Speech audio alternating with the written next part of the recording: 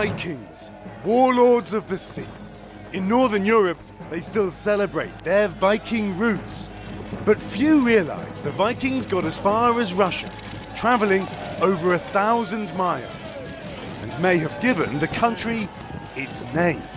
So to discover who Russians really are, it turns out Denmark is a good place to start. Learning to row. It was bound to happen. I'm sorry, everyone. You soon get the hang of it. Sort of. My flame-haired Viking friend in front of me is making me look pretty shabby, to be honest, right? Yeah. Hi, Vic. It's time to stop rowing and start sailing.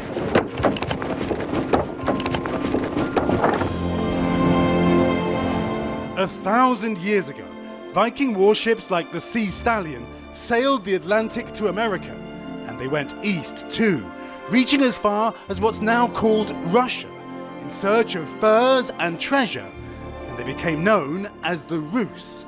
These people living there was called Rus. That part lived on into the word that we have for the country, Russia, Rusland today. Some people think that Rus means the people who are rowing. They reached what is today one of Russia's most famous cities. St. Petersburg.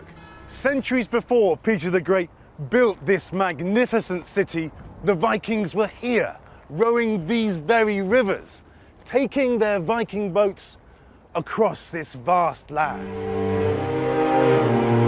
Russia, the largest country in the world, with immense areas of some of the most inhospitable terrain on Earth, populated by the hardiest people. Churchill once described this country as a riddle wrapped in a mystery, inside an enigma, that perhaps St. Petersburg holds the key. What began as a Viking trading post became one of the most beautiful cities in the world. And at its center, the Winter Palace, the jewel in the crown of the empire. For 400 years, this was home to the Romanov Tsars, the Russian royal family. And here, 100 years ago, lived a figure who perhaps symbolizes another aspect of the Russian psyche, their idiosyncrasy. Gregory Rasputin, a monk from Siberia, was said to have healing powers. Those healing powers would bring Rasputin here to the Winter Palace, catapulting him into the heart of the Russian royal family. But he brought into this gilded world scandal and controversy, and ultimately Rasputin would bring tragedy to the throne of Russia. Rasputin's dangerous influence over the Tsars ended with his murder in the winter of 1916. Just 1 year later, the Romanov dynasty fell, swept away by the communist Russian Revolution. Russia marks the first year of war with Germany. Then wars followed, forging Russia's belief in its courage and self-reliance, as Germany fought for a share of its power and wealth. Hitler's timetable called for victory in 60 days. Most of all, they wanted this, a golden room, lined with precious panels of rare amber. It's like a box of jewelry. You can see the detail and it's priceless. 300 years ago, the Amber Room was a gift given to the Russian Tsar Peter the Great. Isn't it stunning? But this is a replica, and you're not going to believe what some folks think happened to the real thing. During World War II, the Nazis ripped the Amber Room from the palace walls, 6 tons of it, packed in 27 crates. Treasure hunters have been searching for this lost prize ever since. Now we're on the trail too, traveling west to Germany to meet a team who think they may have found the final resting place of the Amber Room. Even the way it was transported is a mystery. Perhaps by road, most likely by train. It was last seen at a castle under Nazi control in nearby Königsberg, where some say it was destroyed in a fire in 1944. But was it? Hier ist Königsberg. In Germany, huddled around a map from the 1940s, these modern treasure hunters believe the Amber Room was moved again. From here to here to here. Genau. We think where we are now. Ja. And now they are searching for it in one of 170 underground bunkers beneath their hometown. This one under a school. Okay, here we go. All right. Narrow, dirty, wet. Deep beneath the surface, I find myself in a vast network of tunnels. And in one, the team has come to a dead end. The tunnel has been bricked up. Are there clues here? Gas mask. Yeah. It's risky work. A bomb factory was nearby. This is like thick mud. Above ground, behind this corroded gate, you can still see the remains of it. Back in World War II, Nazi leader Erich Koch, the man in charge of the Amber Room, was good friends with the factory's owner. Our team suspect he hid the treasure in his hometown. Somewhere here, 30 meters underground. 27 boxes of amber treasure. How would it get down here? This may give a clue. You can see there was a staircase here. Something big easily could have been brought down. If they find amber like this, the guys say they know they'll have to declare it. Dann wird wahrscheinlich Berlin kommen. The Berlin government will say, hand it over. That's Russian property. Das ist russisches Eigentum. But 3% vom Wert. 3%. 3%. You'll get 3%, you think, if you find the Naja, amber room. von dem? Even 3% of the amber room is a lot of money. Incredible to think that maybe, just maybe, in there is buried treasure. While back in St. Petersburg, do you think it still exists somewhere? I want to believe. Yes, I want to believe that it's so. And one more question. If they find the real Amber Room, what are they going to do with this one? Finding the real Amber Room would be perhaps the ultimate route to restoring Russian pride, reinstating past glories. Next, a man who was born in St. Petersburg but now occupies another palace, President Putin, in the Kremlin.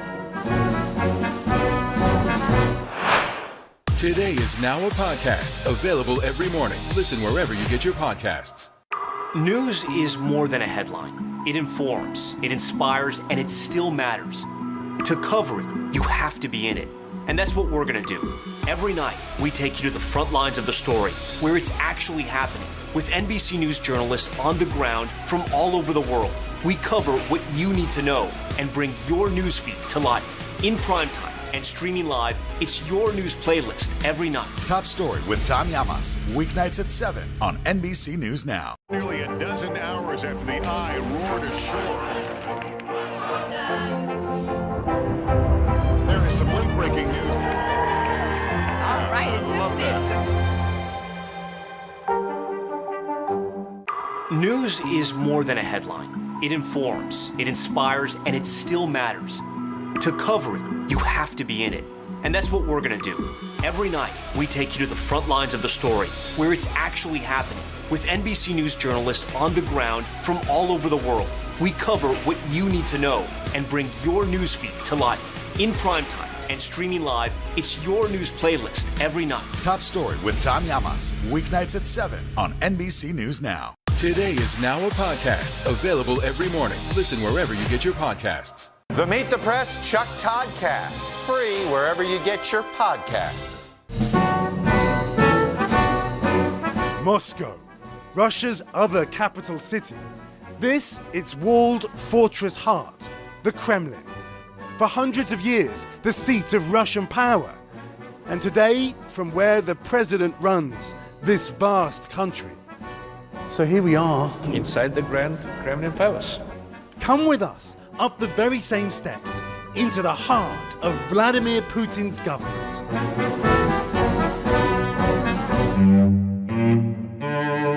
Around every corner, breathtaking splendor, a monument to Russia's imperial past. And you see the names of the brave all down these walls. The Kremlin has been inhabited since before the birth of Christ, but began to take shape in the 15th century.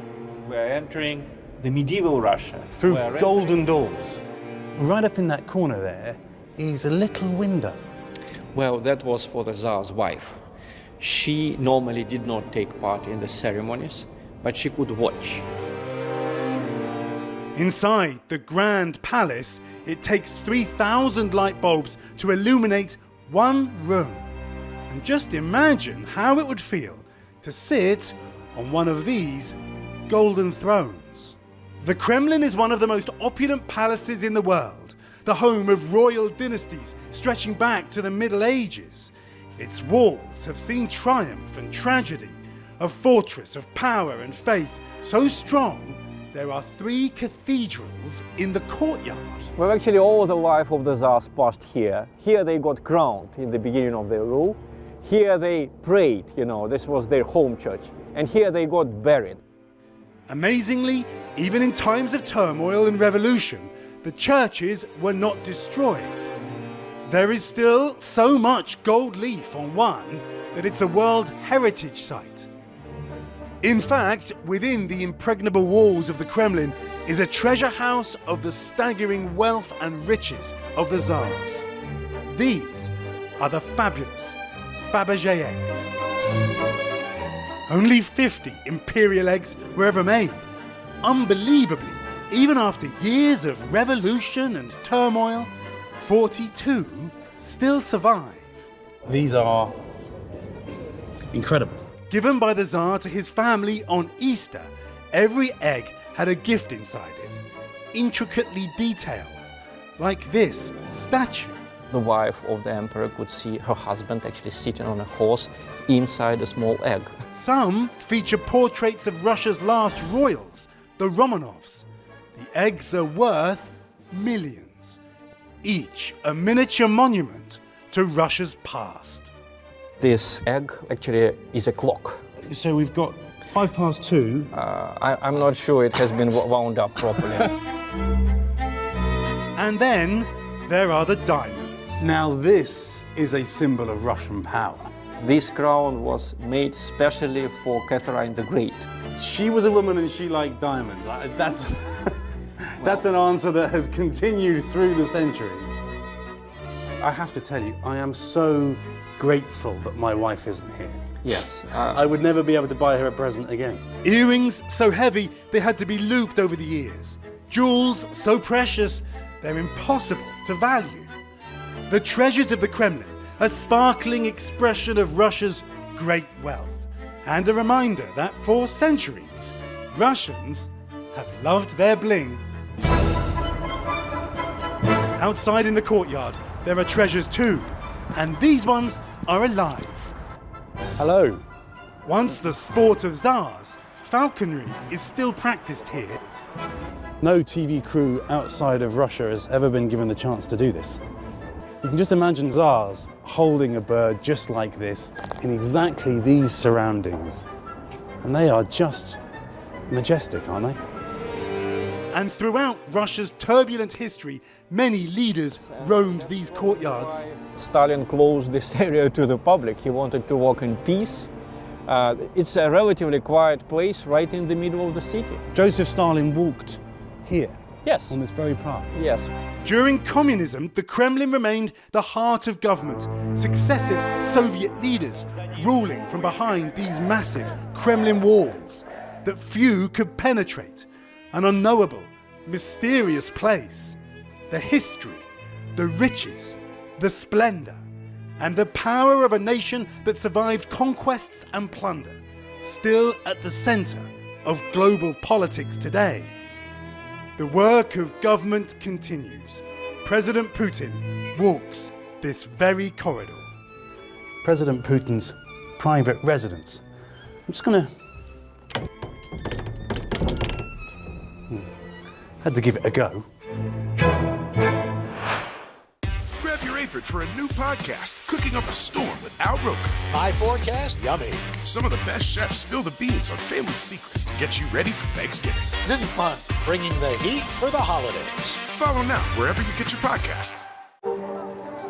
People really don't know what's going to happen. Really, a dozen hours after the eye roared ashore. More good people than bad people, you know, right? Yeah, 5 seconds. 4, 3. There is some late-breaking news. 4 hours into the Iowa caucuses. By the hand delivery. All right, it just me too.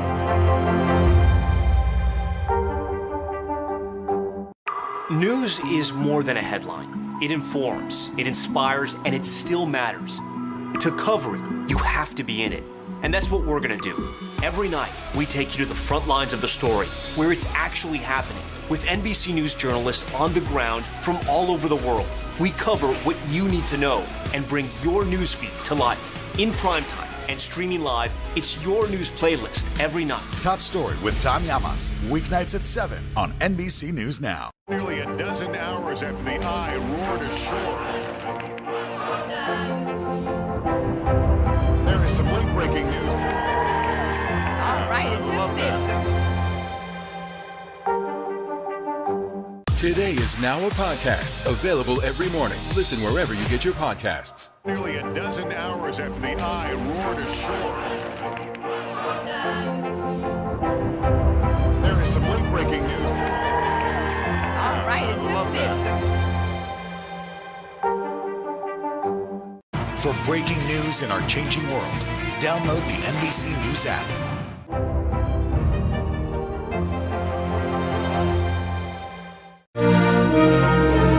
Our first stop on the Frankenstein Trail, Switzerland, and the spectacular setting of Lake Geneva.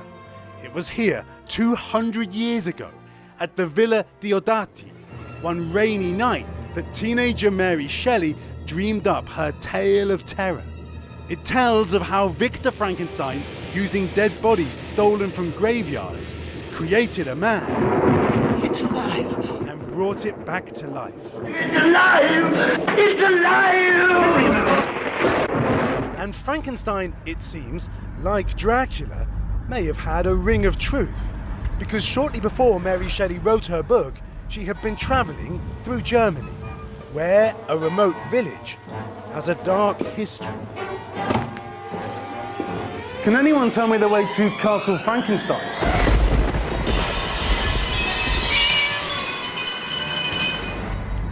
By the time I reach the castle, it is nightfall. Ja. Can I come in? Welcome to Castle Frankenstein. Walter Sheila has spent 30 years researching this decaying castle. This is the area Mary Shelley looked around. She was here. It was once home to a noble family. So these are the Frankensteins. These are the Frankenstein families, and these are their tombstones you see here. And one of them was a real-life mad scientist. So this is him. This is Johann Conrad Dippel von Frankenstein. He's the real father of the monster. This is the guy that Mary Shelley was writing about. This is the guy from whom Mary Shelley knew the story of the monster. The real Frankenstein. The real Frankenstein. This Frankenstein experimented on bodies dug up from a nearby cemetery. He made his experiments with the parts of the bodies and with electricity. And this tower was the place where the flashes of lightning threw in and gave electricity to the bodies. To make them come alive? Like in the movie.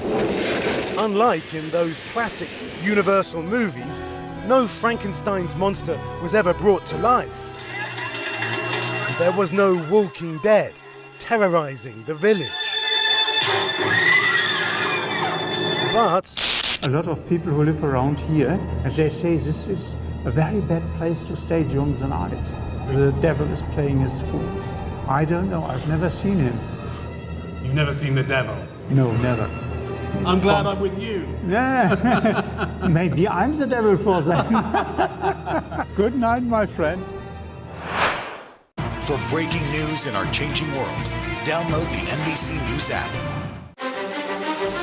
This isn't about spending going forward. This is about spending that's already happened. Do you accept the idea that we have a crisis at the border? The vaccine mandate. Is this going to work, or is this going to backfire? If it's Sunday, it's Meet the Press. Nearly a dozen hours after the eye roared ashore. There is some late breaking news. All right, it just did. Good morning, everybody. Welcome to Today. Let's go! International Day of the Girl. The strength and courage of these women is remarkable. What's your message to girls who want to make a difference? Believe in yourself. You can make it happen. This isn't about spending going forward. This is about spending that's already happened. Do you accept the idea that we have a crisis at the border? The vaccine mandate. Is this going to work, or is this going to backfire? If it's Sunday, it's Meet the Press. Nearly a dozen hours after the eye roared ashore. There is some late breaking news. All right, it just did. The Meet the Press Chuck Toddcast. Free wherever you get your podcasts.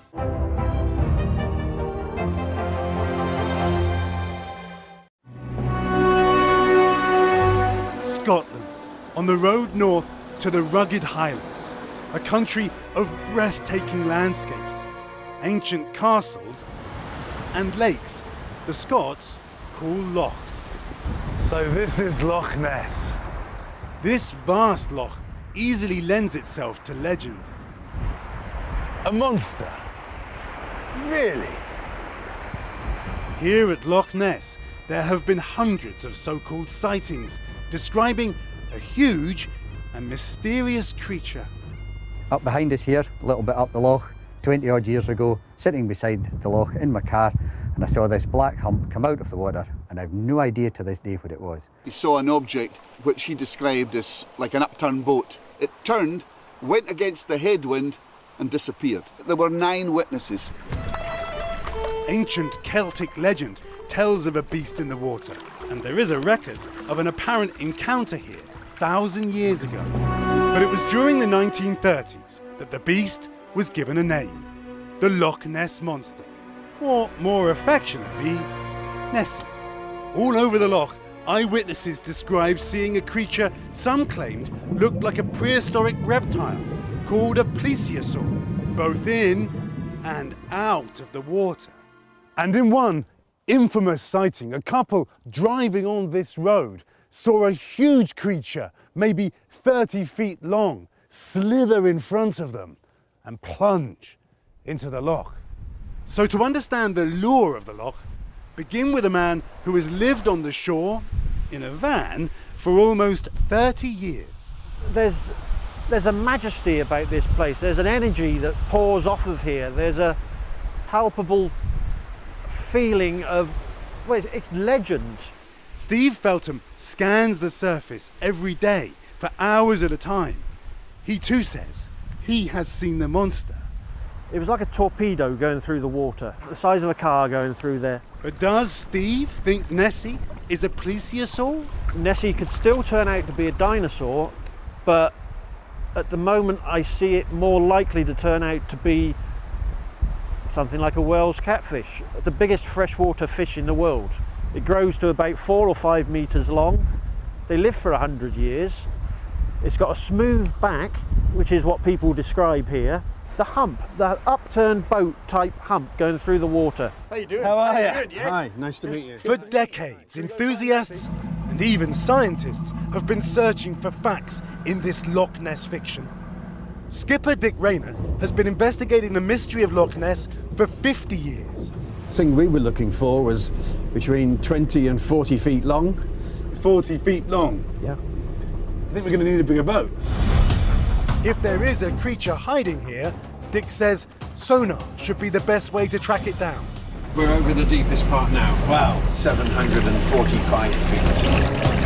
What is that? About halfway down. What is that? It's not a... enormous monster appearing on our sonar right there? I don't think so. No. Are you sure? Because that looks pretty... Look at that. Over the years, teams of Nessie hunters have used sonar and submarines to search the dark waters of Loch Ness. But the only monster they ever found was this 30-foot Nessie movie prop that sank 50 years ago. Definite fake. Right. 3 hay bales covered in tarpaulins. The evidence against there being a monster here has been stacking up. Most of the photos of Nessie are hoaxes. He towed a nice bit of fiberglass behind his boat, but this is the famous one, the iconic picture of Loch Ness. Yes, right. But what people think now is that it's actually this little thing. It's a submarine with a plasticine monster's head on top of it. The last, best hope of finding some truth here is perhaps the most bizarrely counterintuitive project of them all. They've been looking for the mythical monster in microscopic particles. That deceptively clear-looking water actually contains an abundance of life. An international scientific team, led by Professor Neil Gemmell from New Zealand, is cracking the Loch Ness code using environmental or eDNA. So what we're getting is a snapshot of life in Loch Ness over the last few days. We've got bacteria in there, we've got microorganisms in there, but we've also got traces of larger animals, fish, and perhaps there's something mysterious in there too that hasn't been described by science. Who knows? You've got quite a bit out of the northern basin. With the help of a local naturalist, Adrian Shine, who has studied Loch Ness for more than 40 years, the scientists took hundreds of water samples from all over the loch. Back at his university in New Zealand, the samples were analysed by Professor Gemmell and by several other labs around the world. Their results cross-referenced with a gigantic DNA database, producing a complete picture of everything that lives in Loch Ness. All right, well, thank you. A year after we first met him, Professor Gemmell was ready to announce his dramatic findings to the world. Let's get down to it. Is there a plesiosaur in Loch Ness? No. No trace then, he says, of an ancient dinosaur lurking in the loch. No giant catfish DNA either. But, says Professor Gemmell, there is one possibility that may explain all those eyewitness sightings here. Could Nessie be a giant eel? There is large amounts of eel DNA in Loch Ness. Now, is it possible that what people are seeing is a giant eel? Well, maybe. It's plausible that there might be one or two that grow to extreme size. So, case closed? Of course, you cannot know what you don't know. So the mystery of Loch Ness will surely endure, ensuring that the tourists keep coming back. We came to find the monster, and we did. You know, we did. We've got a sighting here. It might be a giant eel. I don't think so. No? Eels don't have legs. And it is perhaps the mystery, not the monster, that people cannot turn away from, even in this 21st century, which reflects more on all of us than what's in this loch. Lakes are, in a sense, lost worlds, and especially Loch Ness. It's deep, it's dark, it's cold, it's hostile, and it's big. So it gives us the lost world element, but it is also accessible. And I think it's that combination of mystery and accessibility which has given Loch Ness the cachet which it has. It would be a shame, wouldn't it, in a way, if computers and DNA science took away the mystery?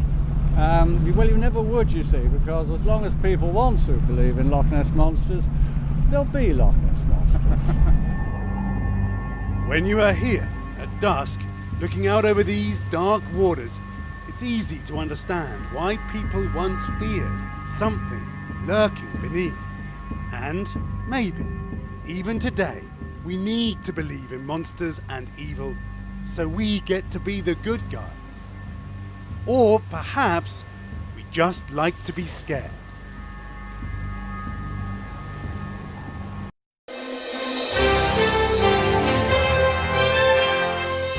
Thank you for doing this, Diane. Great to see you. Thank you for having me. Thank you for letting me do this with you. I was just telling you, I just got finished with episode 2 of Okay. Why the Last Man. Okay. It's a great premise to begin with. You're fantastic in it. Thank you. And I'm curious what you thought when this sort of idea came to you, just the concept, and we're going to do a series about it. Uh-huh. Were you immediately interested, or did you need some explaining? Well, I thought, you're asking me to, and now for something completely different, which is sort of fun because that's what I do. I get to try on different ideas, and that was what attracted me, was the amount of zeitgeisty, controversial, global world-building, world-recovering issues, and who knew how much life was going to be sort of brushing up very closely against art, or maybe the other direction, art against life. He's whining about the First Amendment and calling for unity. Yes, let's all join hands with the psychotics of America. And what would the expectations be placed upon a different gender of leadership? So it was almost like, I think maybe he was triggered by somebody saying, "Oh, if the world were only led by women." Right. And then you think, well, let's dig into that a little bit. What would it be like? So that's the journey we take in a quote-unquote woman-only world after the demise of 50% of the population of the Y chromosome. You're doing everything you can for everyone you can. But ma'am, without men, there is no future. I hear you, but we're just trying to survive the present. We call it Men, and the title, of course, says Why the Last Man, so it's not a big surprise. It's not a spoiler alert, but there's double entendres even on the title. Why? Well, what does that mean? Well, why is the first letter of my son's name? Oh, so your son survives, so not every man. And what is a man, by the way? How do we delineate what that term, gender roles, and what do we delineate by how would a woman behave in a leadership role? Would she be up to the task? But I wanted to be part of a world-building show and see where it was going to lead, because there's so much great source material in the graphic novels. Like I say, I'm 2 episodes in, and I still have so many questions that I know you're not going to give away today. What is this thing? What exactly happened? How did your son survive? Right. There's so much in the air still that will carry through the length of the series. I was interested to read that this was your first series as a series regular, where you're leading the show, which I thought, she's done a bunch of TV and a bunch of film, but she's never done this. Was there some appeal to doing, okay, this streaming thing that everyone's on, and I'm the lead, and we can see this through a bunch of episodes to tell a story? Much different than making a film, obviously. Well, I'm a sucker for a dare. I can own that, and I wanted the experience of doing something completely different in my craft, which a lot of people have become extremely comfortable with, and that is not knowing what the writing is that you're setting yourself up to fulfill. One of the things that I love to do is to look at work in terms of the conversations that grow out of what were you thinking when you took this role? Why this? Why now? And it's so complicated to answer this question, but it's also very timely because of the many things that have occurred in the world. I mean, when I read this originally, well, first of all, I have Googled how many women have portrayed the US president. I had to do it. I was like, apparently I'm number 18. Okay. And our 18th president. We are going to have to keep making hard choices to try to help deal with the panic and the outrage. Yeah. I mean, yeah. And I have some very dear friends who have already portrayed this character, whatever we have in our mind's eye of the leader of the most important leader of the free world, and all of those, self-aggrandizing, and rightfully so, the role of President of the United States has been a very big trigger point for a lot of people for a long time. And suffice it to say that when I was describing to people when we were shut down in the pandemic and we were dealing with so many changes in the world, global, and yet also very sort of tethered to who is president and what that looks like. And what does that say about our country? Yeah, I mean, this was, as you say, written. These are based on books for people who don't know, after 9/11. I think the first one came out in 2002, and then there were more after that. But my gosh, it's about a pandemic. There are echoes of what happened in this country on January 6th, of civil society sort of disintegrating before our eyes. The frame changes the art always. You could put a piece of art, or even if it's not art. If you frame it in a certain way, people will say, well, that's art. It's easier sometimes to portray somebody who's really existed in history. Then you can say, well, she did it. I'm portraying something that really happened. And this seemed so far-fetched. So to play the president confronting it was very prescient, very zeitgeisty, even more than I bargained for when I signed on. Good morning, everybody. Welcome to today. Let's go! International Day of the Girl. The strength and courage of these women is remarkable. What's your message to girls who want to make a difference? Believe in yourself. You can make it happen. News is more than a headline. It informs, it inspires, and it still matters. To cover it, you have to be in it. And that's what we're gonna do. Every night, we take you to the front lines of the story, where it's actually happening, with NBC News journalists on the ground from all over the world. We cover what you need to know and bring your newsfeed to life. In primetime and streaming live, it's your news playlist every night. Top Story with Tom Llamas, weeknights at 7 on NBC News Now. For breaking news in our changing world, download the NBC News app.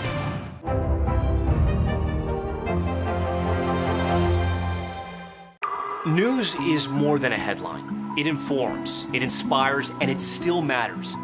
To cover it, you have to be in it. And that's what we're gonna do. Every night, we take you to the front lines of the story, where it's actually happening, with NBC News journalists on the ground from all over the world.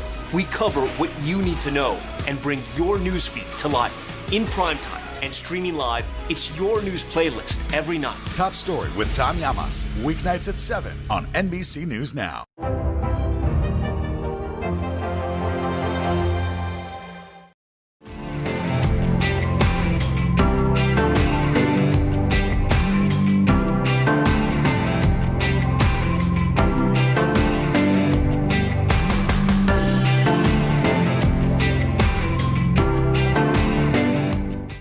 What did you want to bring to a representation of a woman being president? Because there she is Well, standing. I'm wearing my patriotic colors. Yes, I noticed that. Very nice. Well, of course, the humanity of it, the shared experience of it.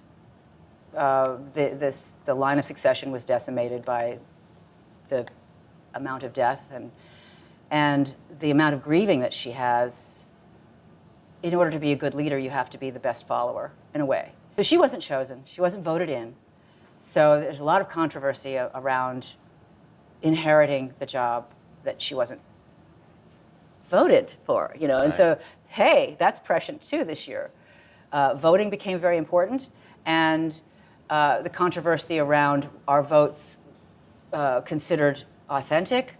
The process, once you begin to have doubt enter into that conversation, now you've tilted the conversation into what is reality? The inner journey of this woman who is struggling to lead while she knows she's violated her ethics in order to do what's right for the world, which is, if you have a survivor, don't you want to try to make it possible for there to be more than just one survivor? You've spent a bunch of time in the halls of Congress as an activist, and I want to talk to you about that in just a moment. A small bunch, but Yeah, legally, but I mean, yes, I have been to the halls of Congress. But you've been, yes, you have. There's photos, so I know Yes, it there really are. did happen. I've seen them. Okay. In my day job, I covered politics, and just the way you sort Yes, of you carry did. yourself, some Nancy Pelosi in the way you walk down the hall, and you're surrounded by your staff and your reporters. Did your relationships with people who serve, did you bring some of that to understand what it means to be in a position of power politically? I have enough audacity to bring the little things that I believed in to the Congress people who were willing to meet with me and talk about the issues. And those were conservation issues about the health of our oceans at that point. There's always some legislation, right. that needs help to get the ear of the people who actually turn these things into law. That was my secret ambition when I was a child, was to become a lawyer who could help make laws. We need laws to catch up to the reality of our planet. We only have one. When you do go to Capitol Hill and you knock on the door of Congress people, do you find they're at least more aware of the problem? Are they more receptive to it? It doesn't feel like some radical tree-hugging idea anymore, that like the middle of the country understands that this is a problem because it's happening in front of our eyes. This is science and this is real, and people need to survive and live. And people are scared of the conversations. So you've got a lot of fans who listen to you. What would you say to them about what we need to do different day to day? Forget the big macro, but how do we make a dent in this as we go about our lives? Well, I mean, I didn't bring my book. I was going to bring it and show it to you. It's called What Can We Do? Actually, it's called What Can I Do? And it's Jane Fonda's book. And it's all about her experiences going out of her comfort zone and allowing her fame to mean something on this planet while she's here. And she wants us to all wake up and do what we can. And people are panicked and they don't say, what can I do? So she literally goes through, she's so practical. That's what I love about Jane, among many things I love about Jane. So sure, I went and got arrested for the cause of bringing attention to the conversation. But the conversation is manifold. It's not just recycle or get the plastics out of the ocean, or we have species that are leaving. And everybody gets so scared. They want to go hide under the table and have a cocktail. So do I. But is it going to be our children? So I want us to wake up together and hold hands and make it a positive movement. That's my dream. I think one reason for optimism is that I have a 12-year-old and a 14-year-old who were born into and are growing up in a world where to them climate change is a fact. It's not a theory.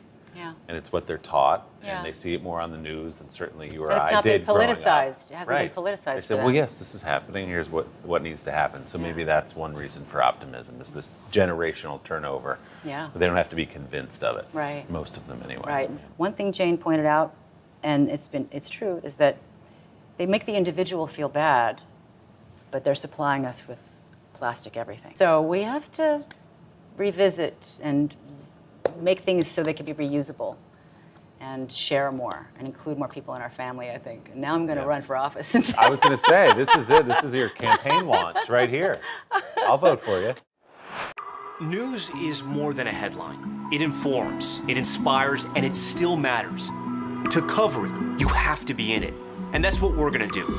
Every night, we take you to the front lines of the story, where it's actually happening, with NBC News journalists on the ground from all over the world. We cover what you need to know and bring your newsfeed to life. In primetime and streaming live, it's your news playlist every night. Top Story with Tom Llamas, weeknights at 7 on NBC News Now. Nearly a dozen hours after the eye roared ashore. There is some late-breaking news. All right,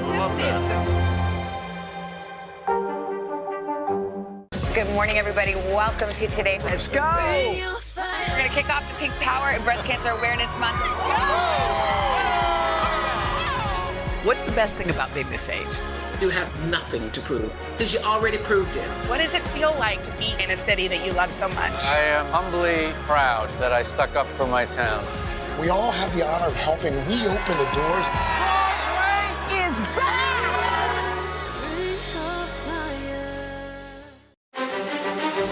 This isn't about spending going forward. This is about spending that's already happened.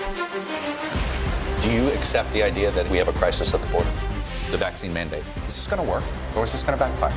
If it's Sunday, it's Meet the Press. News is more than a headline. It informs, it inspires, and it still matters. To cover it, you have to be in it. And that's what we're gonna do. Every night, we take you to the front lines of the story, where it's actually happening, with NBC News journalists on the ground from all over the world. We cover what you need to know and bring your newsfeed to life. In primetime and streaming live, it's your news playlist every night. Top Story with Tom Llamas, weeknights at 7 on NBC News Now. I didn't realize until you walked in here, but we're surrounded right now by Diane Lane memories. I mean, where should we begin as you look out these windows? Somebody had to get raised in the Midtown, right? I went to PS 59, which is on 57th Street, It's the heart of Midtown to me, and of course it's a Whole Foods now. There's so much I could say about that. But anyway, yeah, so that's the building where I had my first audition. It was the Gulf and Western building. When I say first audition, of a job I got, there were plenty of auditions that I've had that I've completely blocked out because who wants to remember those? Those don't count. But this is a Little Romance, your Little first Romance, film. 1978. Delightful spot, but hardly the top of the diplomatic ladder. That's fantastic. What an incredible life you must have had, Monsieur Santorin. Oh, please, Julius. For people who don't know, you've been acting. I mean, you're 13, 14 years old, and you've been already acting since you were like 6 years old. That is true. What were the roles like leading up to, okay, this movie is my big moment, my breakout? You know, it sounds like a joke when I say it, that I peaked when I was 10. But in some ways, I did because I had been traveling the world with the La Mama Experimental Theater Group, and it was the 70s, and it was very early 70s. 72 was the first tour. And so, I mean, that I was on as a kid. And so I was 7, and my parents didn't go. And my first passport, I had no front teeth, and it was considered very cute. And it's strange to grow up in the adult world when you're the kid in the room. Because if you know too much, you're considered precocious, right? Yeah. But they expect you to know a lot in order to fulfill the task and be a team player and be responsible and don't screw up and make the plane and don't lose your per diem. It was like joining the circus. It was like running away and touring the world with young people in the 70s. And it was a much more innocent time. So my dad and mom let me have that experience. I wouldn't have the courage as a parent to let my very young kid have that. I don't know. They were extraordinary people, honestly, to trust the universe as much as they did. It was a wonderful experience. Life by living, life by doing, life by traveling. Got to see so many different cultures. I was thinking about you because I have a 14-year-old daughter. After A Little Romance becomes a hit, you're 14, you're on the cover of Time magazine. Laurence Olivier is saying you're the next Grace Kelly. What did all that feel like to a 14-year-old? Well, I remember approaching the newsstand. We had newsstands, kiosks in the street, and they used to have, there weren't so many magazines then. So one magazine, you'd have 10 of them at a row, you know. And I guess 1978, I mean, you'd have, I'm not going to list the magazines, but Time magazine always had the upper right-hand corner as if it were dog-eared, and you'd see a photograph of some world leader. And in my case, it was Henry Kissinger. And I thought, this is really bizarre. This is a very surreal experience. I'm clearly having an out-of-body experience, and this too shall pass. And I thought about Birdcage Liner, and I thought, it's just paper. It's not going to. Don't allow this to mean anything to me, because I knew it wasn't about merit. I could trace back how it was that I wound up on the cover of Time magazine, and it wasn't because I had done anything. It was because I was an anomaly. And it was a curiosity to have people that young in the film industry as a new wave of culture and cinema. And I thought, oh, interesting. But I knew that it wasn't going to be. I mean, we're still dining out on the story literally, because Time magazine usually is about a very meritorious person, right? And I felt a little embarrassed, honestly, because I was playing handball under the 59th Street Bridge, thinking, I have no business being on the cover of Time magazine. This is crazy. I'm sure my dad was thrilled, you know. That's my kid, you know. Of course. But I was sitting there going, please don't ask me to live up to that. But where did you get the wisdom to have that perspective at 14 years old? Because it seems... Growing up around adults, probably. Right. No filter from people around me. But the tempered innocence, you lose innocence as you grow, and then you start to value your own innocence. And that was working with George Roy Hill. That's what he said about his movies. That they're always about innocence, the loss of innocence of the main character. So he saw the theme in his own work. That's cool. When you're not, he didn't have to audition for his jobs. You could create your own job. It's different when you're an actress. You sort of go, is this going to be the one? Do I feel like I want to do this? It's different than writing it and having a vision for the end product. I'm sort of a tapestry thread, you know, and how they edit it and how they put the music and the credits and how they promote it. It's all out of my hands, and I like it that way, because if I were in control, then I'd have to take all the blame.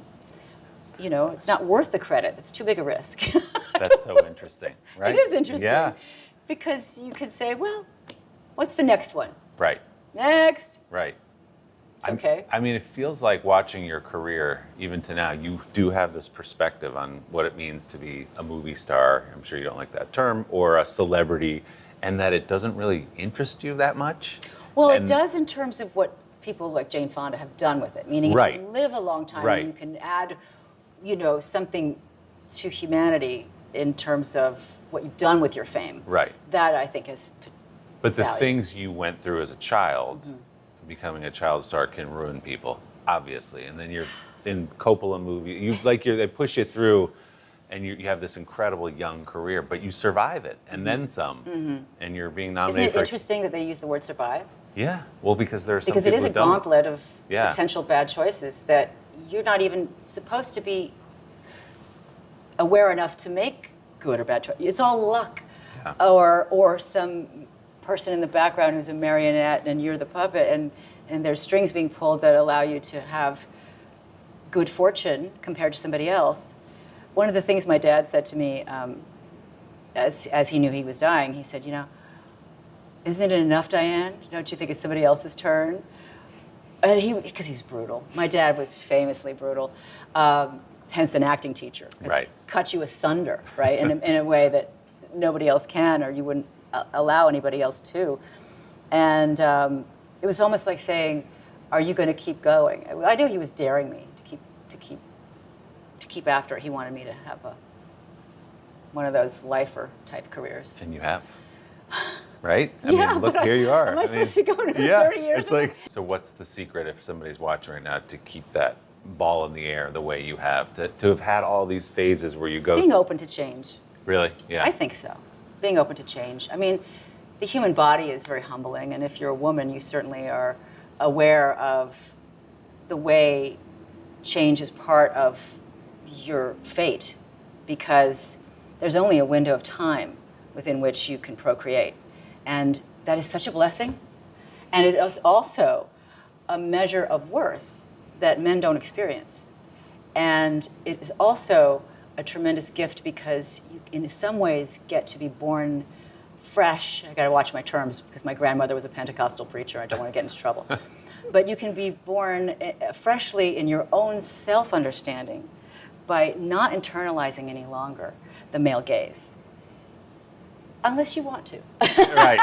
unless it's fun for you now, and you can do it your way, on your terms.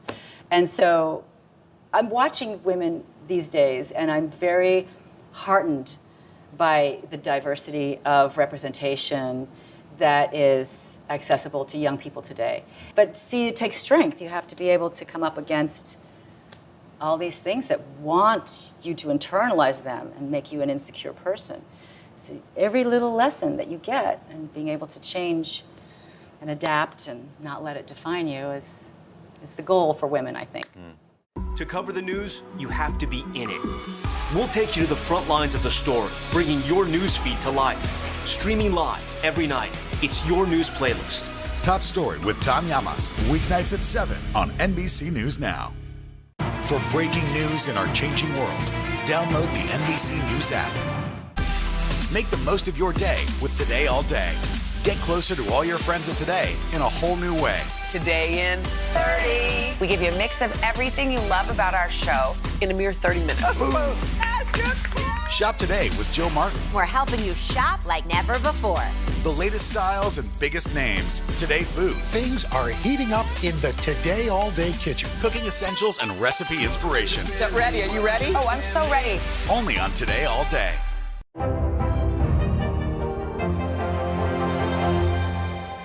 Nearly a dozen 10 hours after the eye roared ashore. There is some late-breaking news. All right,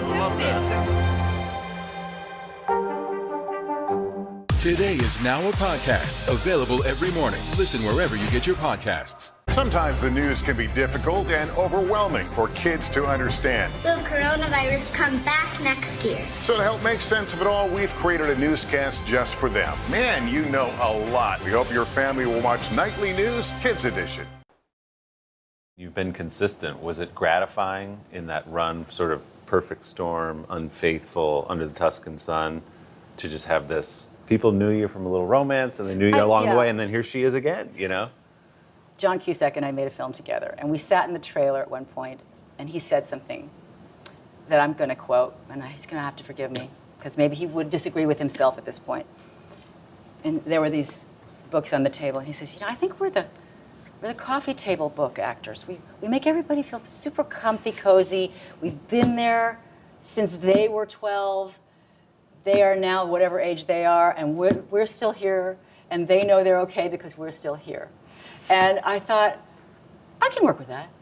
I'm not ashamed of that at all.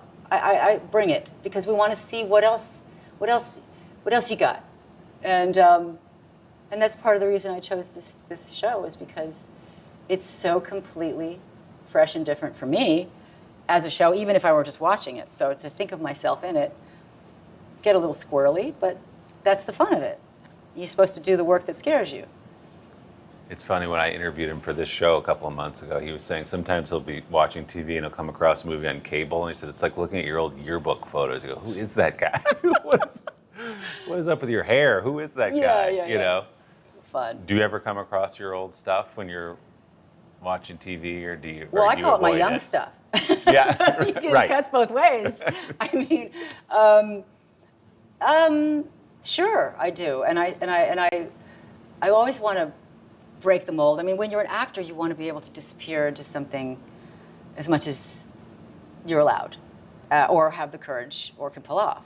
I think it's an incredibly noble profession, and I did not used to think that. I used to really poo-poo my profession because I grew up in it. Yeah. You know, wherever you grow up, you have to leave. And this pandemic, actors got me through it. And of course the crew and everybody that makes actors shine. But they're the ones on camera. Everything that makes that moment possible, yes. But the actors get us through it. And the comfort we have taken from watching the shows. But my hat's off to the profession, because we're able to increase our compassion and have diverse experiences vicariously, and expand our imagination and our sense of what's possible for ourselves. We feel seen. They're championing something that we wish we could champion, so we have champions now. It's an amazing craft, and I see why so many people want to break in, and I'm glad for my daughter, because there's a lot more lot more access. She's into it, right? She's into it. And you've encouraged her? You know, I discouraged her. Oh, you did? I think most people in my profession discourage their offspring. Because you know too much. I know too much. And she has seen behind the curtain in Oz, as I call it. And after graduating Gallatin at NYU, and after her journalist education, this is the real storytelling in a way. In a way. And I think I have the sense that she's going to morph into writing things. That's every parent has a fantasy they project onto their kids. So forgive me, Eleanor, but I think she's got it in her to be sort of I always say you can replace an actor. They're the most replaceable thing in a way, but you can't replace the writing. That is, if it's not on the page, how do you expect that to get to the stage? Right. It's got to be in the writing. And I think she's incredibly gifted. And of course, she can act, and she's beautiful. That's fine. But I still think that, write something for actors to do forever. You know, then to me, that's the highest height. Well, congratulations on the series. It's Thank outstanding, you. and it's just fun to walk through your career, because Honored it's a pleasure. to speak with you today. Nice to see you.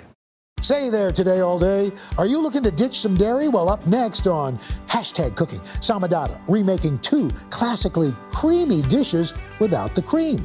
First up, she's going to make a vegan mac and cheese with a velvety sauce. Then for dessert, Sama turns overripe bananas into a luscious dairy-free nice cream. Can you imagine if they started making like onion-scented candles? That would be such a crazy choice. I'd probably buy one.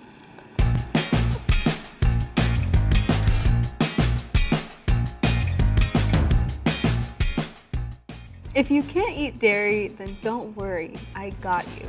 I'm always coming up with new ways to make creative, delicious dips, fillings, and desserts without any of the dairy. I really just want to #make dairy free cool.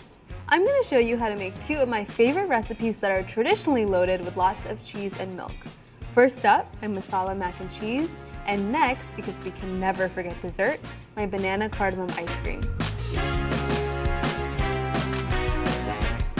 One of the first ways that I dabbled into cooking, and maybe it's a bit generous to say cooking, was through boxed mac and cheese. I used to love that mildly suspect bright orange powder.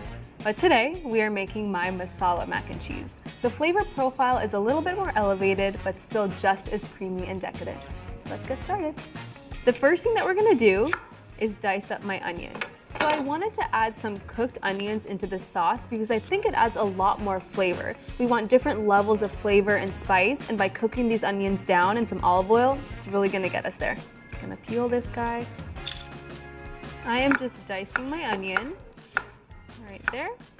Little rough, don't worry, because we are going to blend it later. After it's been cooked, of course. I've just diced my onions, and now I'm just gonna heat up some olive oil on my pan. Okay, my olive oil is shimmering, time to add my onions.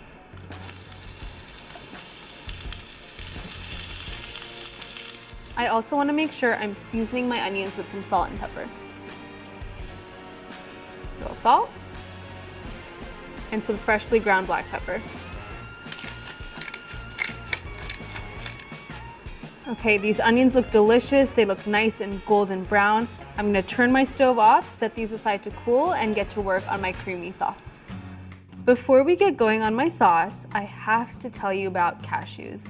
When you soak cashews, they absorb a lot of that water, expanding them and making them a lot easier to blend. Because they're so buttery, when you actually do blend them after they've been soaked, they can create creamy dips, dressings, sauces, desserts, mac and cheese sauce, anything, you name it. But if you skip soaking them, and please don't, you'll get a really crumbly and mealy sauce, and that's just not cute. It's really important that you soak your cashews for at least 24 hours overnight, or you can flash soak them for an hour in hot water. Best part about this mac and cheese is it comes together in this blender. What could be better? Mac and cheese in a blender? I'm on board.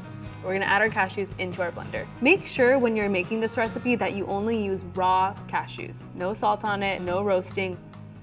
Because I want a little bit of a sweet taste and I want that nice orange color for this mac and cheese, I'm using a roasted sweet potato. I'm just gonna peel the skin off with my hands. By the way, if you're worried that I'm handling a hot potato, I'm not. This has been cooled. Don't worry about me. I'm okay. I'm just gonna take about half of this, pop it in my blender. You thought I forgot about my onions? You were wrong. They're going straight in here. Now to get that really delicious, cheesy, savory flavor, I'm using some nutritional yeast. Nutritional yeast is a really common vegan cheese replacement. Adding this straight in my blender. It adds a bit of umami as well. Now for my spices. This is a masala mac and cheese after all. Got some cumin. Adding a bit of cayenne. Cayenne gives me that heat. I want a little bit of spice in this masala mac. I'm gonna add some turmeric. Turmeric is not only delicious, but it also adds that really gorgeous yellow color that we're chasing for this mac and cheese. And finally, we've got some garlic powder. To help everything blend together, I've got some vegetable broth. Veggie broth is also a bit better than adding something like water because it's got a little bit more flavor in there. Okay, are you ready to blend? Okay, let's do it.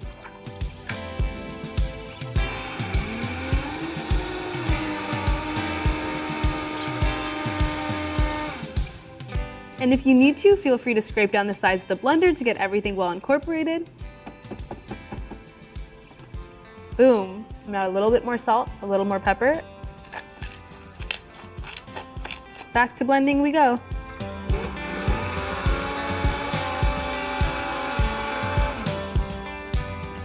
Okay, I'm really pleased to announce that my mac and cheese sauce is done. Looks amazing.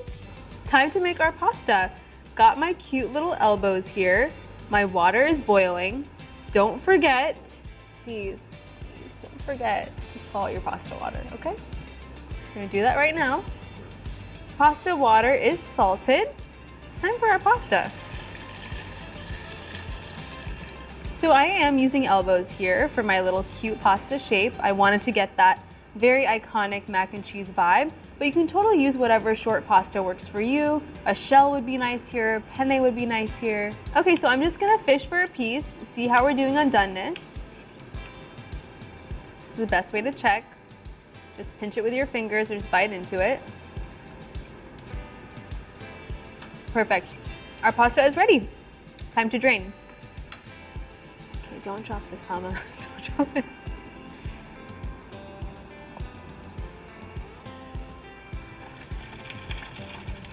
One more thing to do is just add our sauce to our pasta. I'm gonna add this into my bowl. I'm really excited about this sauce. Just so you know, this makes a lot of sauce. I like a saucy mac, but you can totally reserve some for later if you want it to be a little less saucy. All right, time to plate. Sorry, I just gasped. I was just taken aback. It's so creamy. All right, little fresh parsley just to top. Little bit of color, little bit of green, little bit of herb, just to bring this out. And then I'm just gonna finish it with some freshly ground black pepper. Have you ever seen a more velvety mac and cheese? I just have to capture this. Here I go. This is gonna be an action shot. Okay, think I got it. Time for me to dig in. I've never been more happy than this moment right now.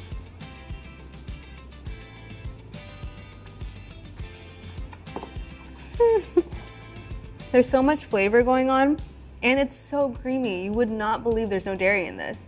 I'm not telling you to throw away your box mac and cheese, but I'm definitely telling you to give this a try. You will not regret it. So good.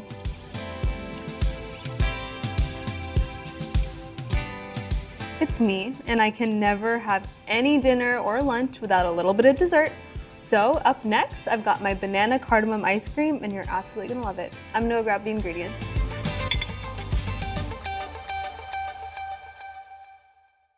News is more than a headline. It informs, it inspires, and it still matters. To cover it, you have to be in it. And that's what we're gonna do. Every night, we take you to the front lines of the story, where it's actually happening, with NBC News journalists on the ground from all over the world. We cover what you need to know and bring your newsfeed to life. In primetime and streaming live, it's your news playlist every night. Top Story with Tom Llamas, weeknights at 7 on NBC News Now. Make the most of your day with Today All Day. Get closer to all your friends at Today in a whole new way. Today in 30. We give you a mix of everything you love about our show in a mere 30 minutes. Shop today with Jill Martin. We're helping you shop like never before. The latest styles and biggest names. Today Food. Things are heating up in the Today All Day kitchen. Cooking essentials and recipe inspiration. Get ready. Are you ready? Oh, I'm so ready. Only on Today All Day. Nearly a dozen hours after the eye roared ashore. There is some late-breaking news. All right, Today is now a podcast, available every morning. Listen wherever you get your podcasts.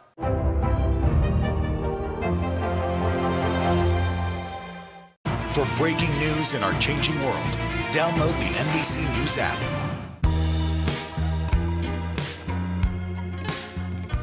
If you thought that you needed an ice cream maker to make ice cream at home, then think again. My banana cardamom ice cream comes together in a blender and takes a little nice nap in the freezer to create the most luscious vegan ice cream. Let's make it. Listen closely. I hate wasting bananas. It's so sad. Ripe bananas, really spotty bananas, are perfect for so many different types of recipes, and especially this ice cream. They help create that really luscious, creamy texture without any of the dairy. I've got my frozen bananas here. I'm just gonna pop them into my blender. When I freeze bananas, I like to cut them up in little pieces just to make it easier to blend. Really important that you're using ripe frozen bananas because we're not actually gonna add any added sugar to this recipe. All the sweetness is gonna come straight from those bananas. Okay, now I'm gonna add a little bit of creamy almond butter into my blender. Because the bananas are super sweet, I like adding a nut butter like an almond or even a peanut butter just to balance out that sweetness. I love using cardamom in this ice cream because it's got this really nice piney, fruity undertone. Really delicious. If you don't have it, don't worry, you can totally sub cinnamon instead. Now to help everything come together, I'm just gonna add a little bit of almond milk. Here's the important thing. We're not trying to go for a smoothie here, right? So we're just gonna add a little bit of milk just to get the blender going. Time to blend. Time to scrape down the sides of the blender. I'd rather scrape down the size of the blender a million times to get that really creamy, thick, almost soft serve consistency ice cream, rather than add too much almond milk and be left with a smoothie.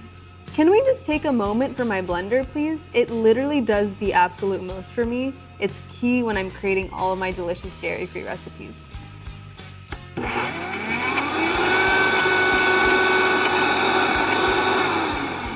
Okay, I think we made it.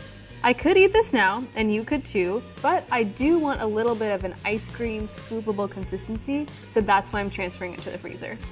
Okay, ice cream is in my container safely. It's ready for the freezer for an hour or more. I know, I'm sorry, but patience is key here. Let's do it.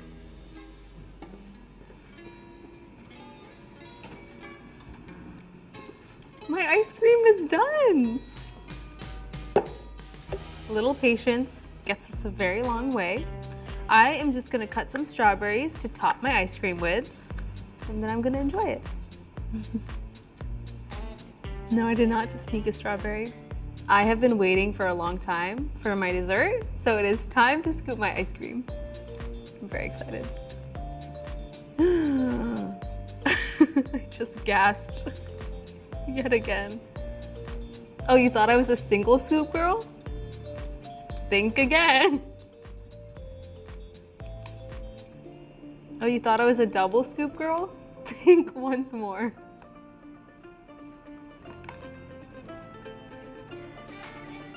Time to top with some of my strawberries, just for some color, just for some freshness. I would say this looks too pretty to eat, but I'm for sure gonna eat it. I will take a picture though. Okay, I'm ready to taste. It is crazy that you can make something this creamy with frozen bananas. It's crazy, it's wild. The bananas are so sweet, and we've got that almond butter to balance it out, and then that cardamom brings all the flavors to life. The next time you're craving something super creamy and delicious, but you can't have dairy, look, there's options for you. These are so easy to make. I made so many of my dairy-free recipes in my blender. Easy to whip up, just as decadent, just as creamy and delicious, without the dairy. Hold me back.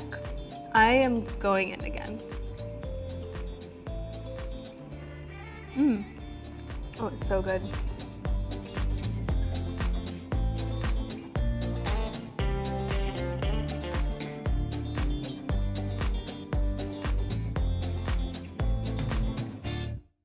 News is more than a headline. It informs, it inspires, and it still matters. To cover it, you have to be in it. And that's what we're gonna do. Every night, we take you to the front lines of the story, where it's actually happening, with NBC News journalists on the ground from all over the world. We cover what you need to know and bring your newsfeed to life. In primetime and streaming live, it's your news playlist every night. Top Story with Tom Llamas, weeknights at 7 on NBC News Now. Today is now a podcast, available every morning. Listen wherever you get your podcasts. Nearly a dozen hours after the eye roared ashore. There is some late-breaking news. All right,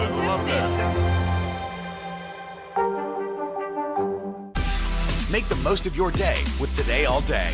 Get closer to all your friends at Today in a whole new way. Today in 30. We give you a mix of everything you love about our show in a mere 30 minutes. Shop today with Jill Martin. We're helping you shop like never before. The latest styles and biggest names. Today Food. Things are heating up in the Today All Day kitchen. Cooking essentials and recipe inspiration. Get ready. Are you ready? Oh, I'm so ready. Only on Today All Day. Today is now a podcast, available every morning. Listen wherever you get your podcasts. Nearly a dozen hours after the eye roared ashore. There is some late breaking news. All right, Good morning, everybody. Welcome to Today. Let's go. International Day of the Girl. The strength and courage of these women is remarkable. What's your message to girls who want to make a difference? Believe in yourself. You can make it happen.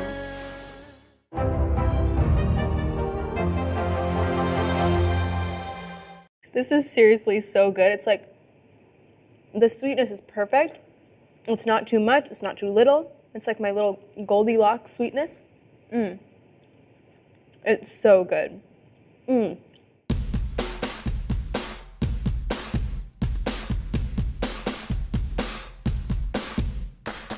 Who doesn't love a muffin? As for me, whenever I enter any bakery or cafe, my eyes go directly to the muffins. I am obsessed. Am I the hashtag muffin woman? I don't know, that's a question for another day. But I've always wanted to create my favorite bakery style muffins at home. So after a little testing, I came up with two that are always on rotation for me. First up, a blueberry muffin just sweetened with some honey, and lemon poppy seed muffin tops with a cute lemon cashew glaze. I always bake with chocolate over fruit. That's typically my MO. But I will say, I always make a little exception when it comes to a blueberry muffin. They're just my favorite staple comfort baked good. But I was thinking, why should I go to a bakery when I can make one in my own kitchen? So let's get started. I've preheated my oven to 350 degrees and I've lined my little muffin tin with these cute muffin liners. They're so cute. Now I can start on my wet ingredients. First up, I've got one egg. Just cracked my egg in here. Gonna whisk it really well. I want no separation between the yolk and the whites. This looks nice and uniform. Now, I'm gonna add in my almond butter. I find that the almond butter kind of adds a really nice nuttiness to these muffins. It's so delicious. Gonna mix my egg and my almond butter together really nicely so it's well incorporated. And now I'm gonna go ahead and add my melted and cooled coconut oil. This is gonna serve as a nice butter replacement. Okay, and now I'm gonna add a little bit of vanilla extract. And for my star, I cannot have my honey blueberry muffins without the honey. That would simply be wrong. I like to use local honey for these muffins especially because it's such an important flavor component. I really want to use the good stuff. And finally, I want a little touch of acidity just to bring out all of those flavors, so I'm gonna add a little bit of fresh lemon juice. Perfect. Mix the lemon juice in there, it smells so good.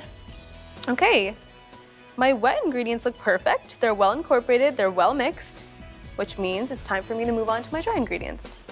I'm using almond flour for this recipe, which is honestly my favorite flour to bake with. It's super cakey and dense, so it creates a really nice texture in these muffins.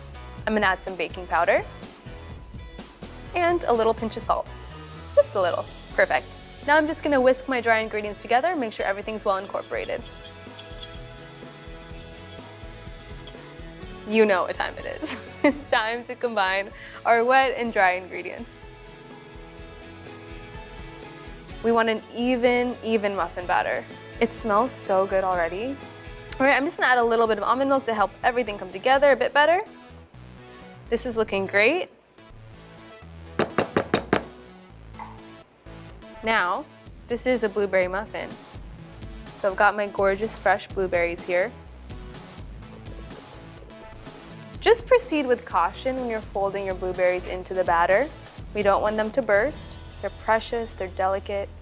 Just like, be careful of their feelings, okay?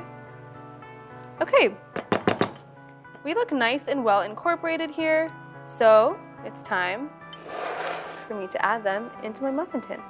I like using a cookie scoop for cookies, for muffins, because it allows me to just capture even amounts of batter per muffin tin, per cookie, makes it really consistent. And then you get a nice even bake too. Perfect. All right, so all that's left to do is bake them. They're going in the oven 30 to 35 minutes. I'm really excited to see them on the other end of this.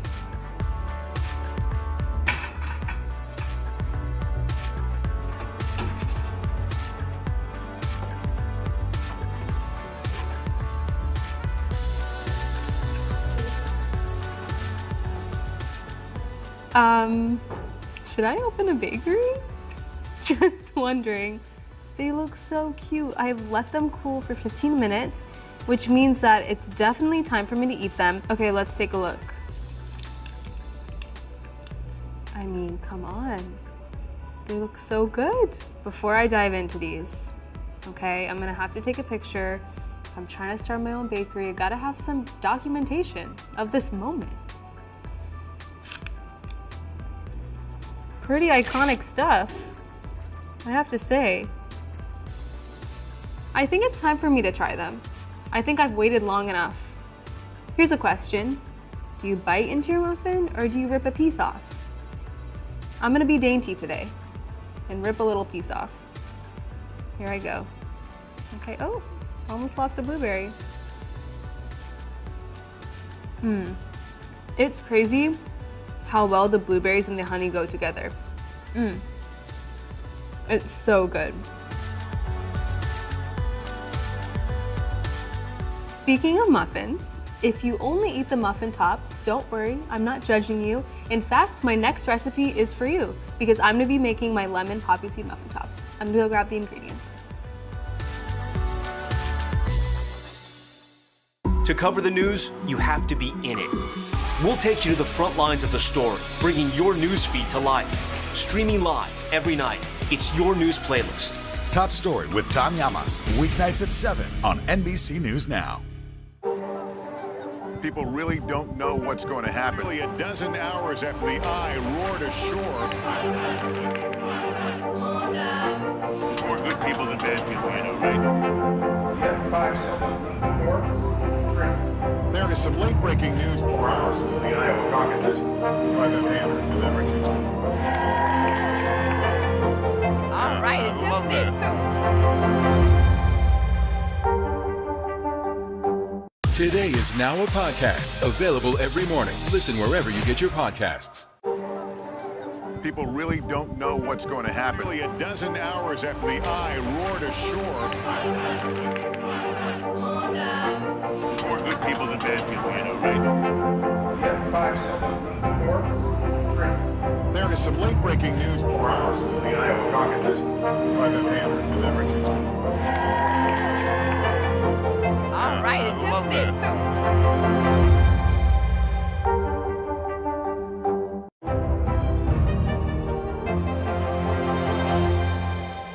Today is now a podcast, available every morning. Listen wherever you get your podcasts.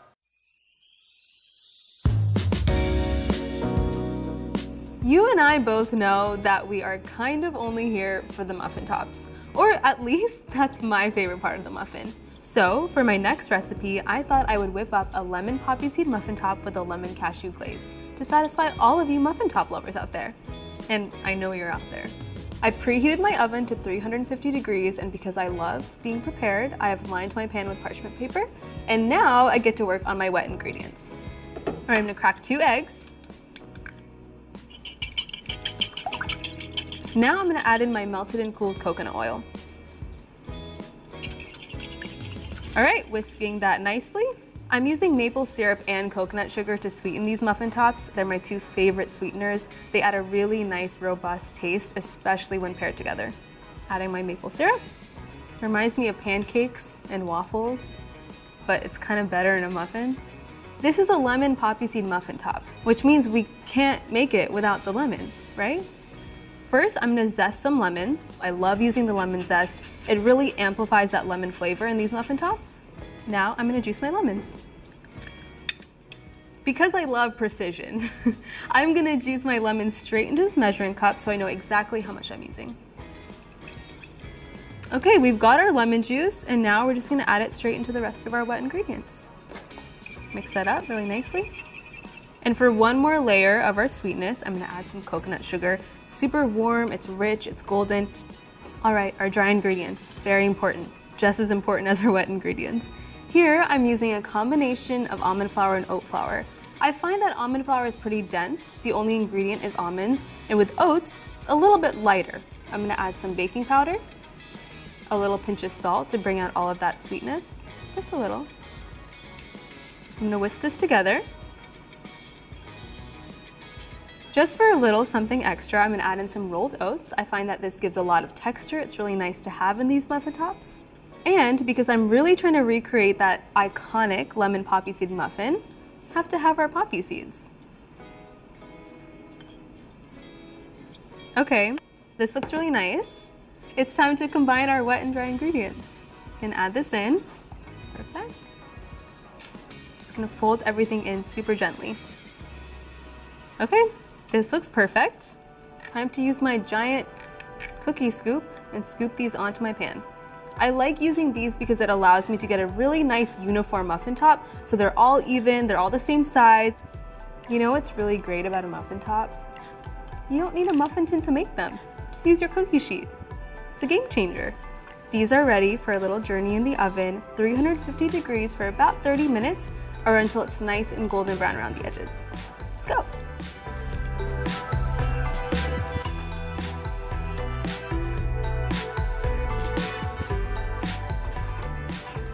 I've let my muffins cool for about 20 minutes, and you know what they need. You know what they're ready for? A little glaze. I'm gonna just preface this for you. I just wanna tell you that this glaze is kind of like a cross between a glaze and a frosting. So I do tend to call it a glossing. And I know I made that word up, and I'm honestly pretty proud of myself for it. So let's make our glossing. To make this really creamy, delicious glaze slash frosting, aka glossing, we are going to be using some cashews. I've soaked these cashews, and when you soak them, it actually allows them to absorb that liquid and become really nice and tender and plump. This is gonna be the perfect thing to just blitz up in our blender because it's gonna be really luscious and smooth. I drained the water from my soaked cashews, and I'm just gonna pop them in my blender. To complement that gorgeous lemon flavor in our lemon poppy seed muffin tops, I'm going to add some lemon juice into my blender, into my glossing. Now, to sweeten this up, I'm going to add some maple syrup. Time for a little oat milk. Finally, to bring out all of those flavors, balance everything out, a little pinch of salt. Now I'm just going to blend this up.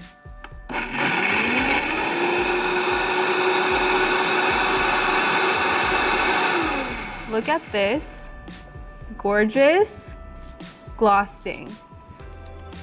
All right, we're ready to put this glaze on. Let me give you some options because we love options. You can do a little drizzle like this. So pretty. It's so thick and creamy. Do a little delicate, unfussy drizzle, or if you want to really commit, you can just gloss that whole thing. Don't be shy. Getting it to really fall over the sides like that. It's really good. One last thing to really finish it off, seal the deal, a little extra poppy seed garnish. Those poppy seeds add some nice nuttiness. Gotta take a picture. I mean, that frosting, it like, who gave the frosting permission to do that right there? It's almost unfair. Now it's my time to eat. My turn to eat. Pretty, right? Okay, I'm ready.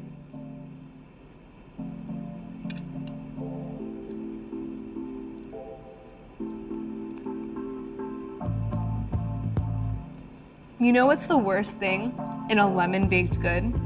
Not enough lemon. This is so tart, perfectly sweet. I have no rules for myself.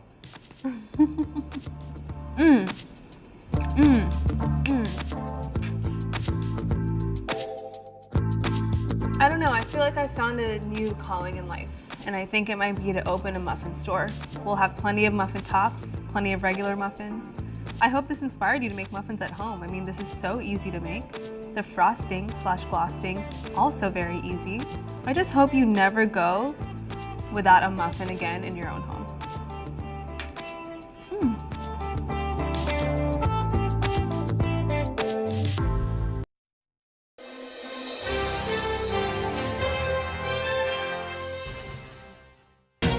Hi there. Welcome to the Happy Hour, the show that takes you behind the scenes of the fourth hour of the Today Show with Hoda and Jenna. It's a pretty wild week on the show this week, so it should be a lot of fun. I'm Gavin. I'm joined as always by Donna. Hey, Donna. Hi, Gav. It's How's nice your to week? see you in the, more flattering conference room that you took over again. That's Yeah, lovely. you know me. You know me. I like to look my best, so I take the better background, this blue background. As always on the show, we are bringing in someone special each week from behind the scenes who helps make Hoda and Jenna sing. And we have a special guest this week. We have Reka, who is the ladies' chat producer, meaning she comes up with all the fun topics that they talk about first thing when they're sitting at the desk. And she's also, this is her second to last day before she leaves us for maternity leave. Yes. Hey, Ray. Hi, Ray. Thanks for having me. We love you. We're so happy you're here. Thank you. Yeah. Wait, so Reka, we have to start. You made an appearance on the program this week. Yesterday for World Gratitude Day. You were surprised on air. You had no idea it was coming, right? I had no idea it was coming. I was, we put in World Gratitude Day as sort of a topic for the ladies to discuss, just generally about gratitude. And then it turned into a little surprise for me, which I did not see coming because it wasn't my last day of work. So I really didn't see it coming. Yeah. I feel like you were kind of out on the topic too. Like you were like, oh, do we really have to do World Gratitude Day? And I knew it was coming. So I was like, yes, we must. And you were like, oh, Gavin's really feeling the gratitude. Like it's really forcing the issue here. Should have tipped me off, but I was like, I don't know, like there's not that much to say about it. There's, like what's our angle with this? But yeah. Well, let's take a little listen to how the surprise went down. Then I want to talk surprises and if you guys have ever had any on air. But let's hear how this one went. Reka is up every morning. She is about to head off to maternity leave. She works so hard on our show. So we just wanted Miss Reka to show you a little gratitude. Yes. Okay. So we have your husband who's going to come in with some flowers. Oh, happy gratitude day. Oh, how do you feel, honey? I feel good. I feel really big. I love that response. That was so sweet. It was very sweet. I had to email Naaman, your husband. I put in the first email that looped him in with Ben, and Ben helped him get the flowers. Gav, are you guys friends now? Like, are you guys going to get It's weird because I feel like I only have this relationship where I email him when we're like about to do something like very sweet for Reka. So he like must think I'm like the nicest. Like I'm like, oh, we're about to shower your wife with love. Like, hello, me again. He said that you and Ben were like so sweet with like helping the flowers, helping this whole thing happen. He was like, those guys are so nice. He worked with like the best people. Reka, are you in a way looking forward to a break from getting up so early? And I'm speaking the truth, maybe. Although at the same time, you're gonna have to wake up equally as early, probably for your baby. What's going through your mind right now? I mean, I am nervous and excited and happy and scared and all the emotions. I mean, I've worked at the Today Show since I was literally 22 years old, and the most time I've been away from it, I think, was my honeymoon last year for like 10 days, maybe. So the idea of like not working on the show for months at a time is like really actually pretty crazy to me. So I don't know. I think I'm going to have like withdrawal from like logging into our iNews programs and like typing up bullets for the prompter and stuff like that. But I think it'll be good to sort of step away and watch as a viewer and, as a new mom, and hopefully that'll help me come back as a better producer, I hope. I know. I don't think you could be better. You're perfect, just as you are. But yeah, that's interesting.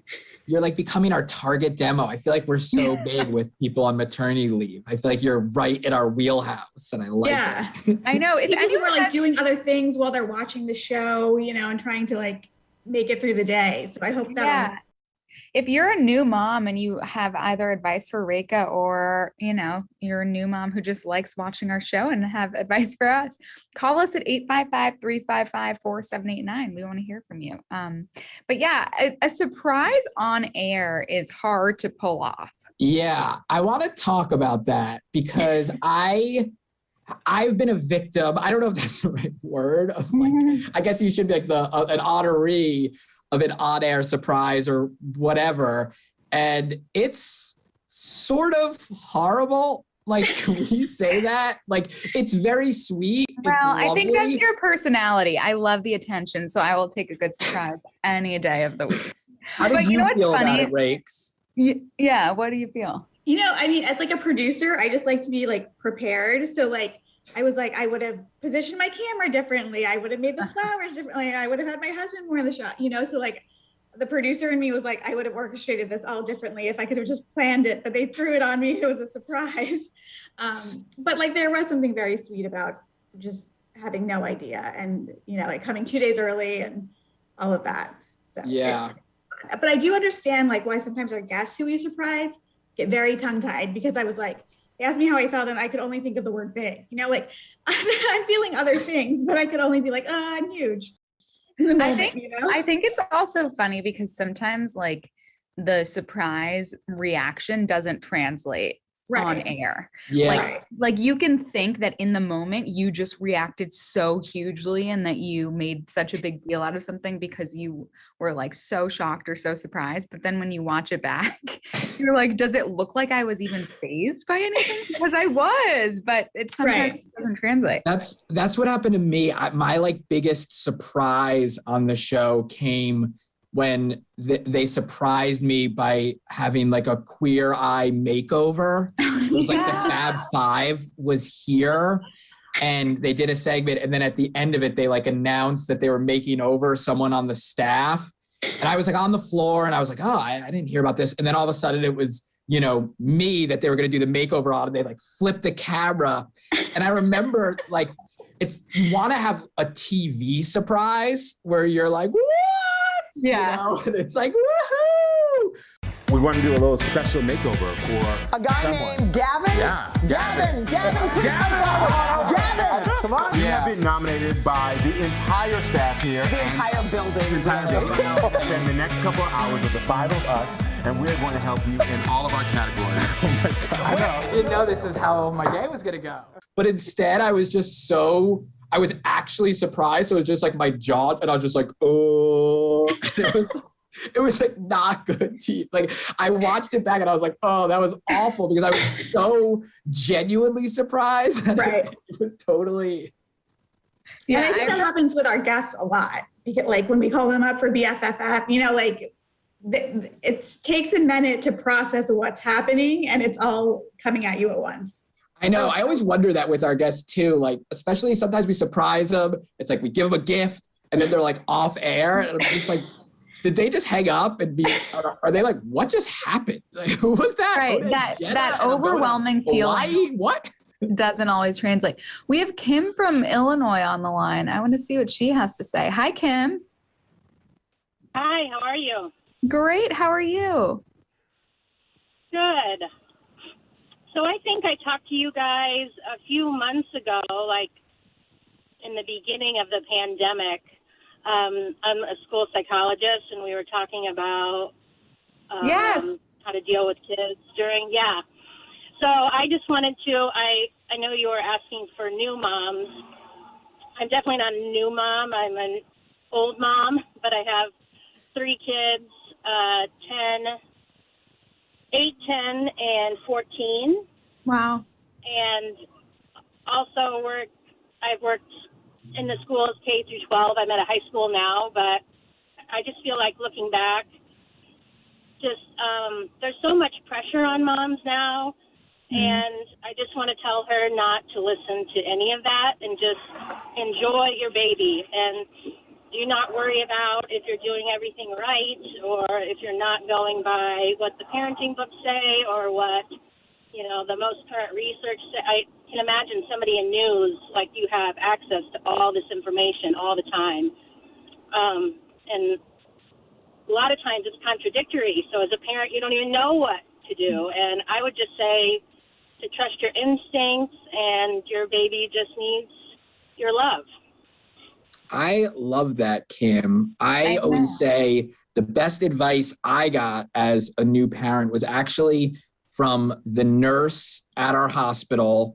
It was when we were leaving, and it was one of the last things she said to us. We were clearly had that look in our eye of what is about to happen. It was like that first time when you're actually leaving with the kid and you realize you're like not in the hospital anymore. Like now it's on you, you're going home.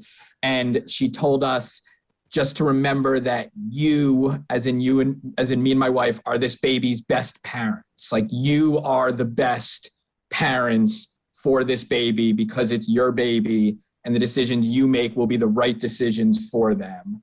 And me and my wife like really took that to heart, and it really helped us. Like we were like, okay, like this is us. Our decisions will be right. Like trust that. Yeah, that's great advice. It is overwhelming, especially like there's so many books out there. There's so many schools of thought, and it's hard to navigate and like take it all in, but still not totally overwhelm yourself. So that I feel like that's kind of a lot of people have given me that advice is like, you'll figure it out as you go, and your baby's gonna be different than other babies. So don't expect there to always be a clear right and wrong answer. Yeah, and I would say it's definitely easier said than done, because you just as a parent, you're always questioning, and you're always like, am I doing the right thing? Am I doing the best thing? You always second guess yourself, and I think that's just human nature. But as much as possible, just trust that as long as you are loving your baby and doing the best you can in that moment, you're doing what's right. Because all the studies in the world, like those studies weren't done in your home with your specific circumstances, so they can't know. You know, all the experts in the world, sure, they have great advice, but they don't know what you're dealing with and your set of circumstances and what your baby exactly needs. But as the mom, you kind of do. So. And be wary of Google forums, because you're going to be Googling questions late at night, and the scariest answers are always like the ones that rise to the top. Right. So just know that going in, that you will go down many internet wormholes with scary stuff that 99% of the time are not true. Okay. That was a lesson we had to learn. Okay, that's good. That's good advice too. And we're so glad you called. Thank you. Thanks, Kim. Thanks so much. Well, I don't really have much to add, but I'm just really excited for you, Reka. Thanks, Donna. Thank you. Today is now a podcast available every morning. Listen wherever you get your podcasts. To cover the news, you have to be in it. We'll take you to the front lines of the story, bringing your news feed to life. Streaming live every night. It's your news playlist. Top Story with Tom Llamas, weeknights at 7 on NBC News Now. Nearly a dozen hours after the eye roared ashore. There is some late-breaking news. All right, Good morning, everybody. Welcome to Today. Let's go. We're going to kick off the Pink Power and Breast Cancer Awareness Month. What's the best thing about being this age? You have nothing to prove, because you already proved it. What does it feel like to be in a city that you love so much? I am humbly proud that I stuck up for my town. We all have the honor of helping reopen the doors. Broadway is back! For breaking news in our changing world, download the NBC News app. Sometimes the news can be difficult and overwhelming for kids to understand. Will coronavirus come back next year? So to help make sense of it all, we've created a newscast just for them. Man, you know a lot. We hope your family will watch Nightly News Kids Edition. Good morning, everybody. Welcome to Today. Let's go! International Day of the Girl. The strength and courage of these women is remarkable. What's your message to girls who want to make a difference? Believe in yourself. You can make it happen. Sometimes the news can be difficult and overwhelming for kids to understand. Will coronavirus come back next year? So to help make sense of it all, we've created a newscast just for them. Man, you know a lot. We hope your family will watch Nightly News Kids Edition. For breaking news in our changing world, download the NBC News app. Wait, I did want to switch gears since we have Reka and she's our chat producer and she comes up with all the fun topics for the ladies. I thought this week you came up with a super fun topic, which was this New York Times article. And it was about a new dating app. What was it called? JustKibitz.com. It's a dating website. Yeah. Oh, it's a dating website. And the difference is that instead of you making your profile, your mom makes your profile. Mm-hmm. It's all controlled by the moms. So the moms make the profile, they do the matching, and they arrange the dates for their adult children who are single. Okay, wait, I want to hear Hoda and Jenna talk about this. And then Donna, I want to see. I knew it would be on me. Let's hear Hoda and Jenna. There's a new New York Times article that just featured this dating site, which sounds awesome. It sounds awesome. Okay, it's for Jewish singles and it's called kibitz.com. So here is the twist of this. You know how usually you put your own picture on your own profile? No. This one is given off to the moms. The moms make the profiles for the grown-up children. They arrange the matches. They can, and through gift cards, they can even pay for the dates. Oh, wow, that's real helicopter. That really is. That's hilarious. I mean, so Dons, are you in? I wouldn't mind if my mom participated in this. I think that she'd have like a good idea of what I like, but it just would be like that helicopter aspect would just, I think, maybe like drive me a little crazy, because it would, like, there are certain things where, like, I tell my mom everything I feel, and there are certain things where I'm just like, she doesn't need to know. Like, you don't need to know about your dating life until it's serious, because then you're incorporating like their opinion and you're like, well, what do I really think? And it's already hard to differentiate between your gut and like your, I don't even know what else. Basically, I'm sick of dating, guys.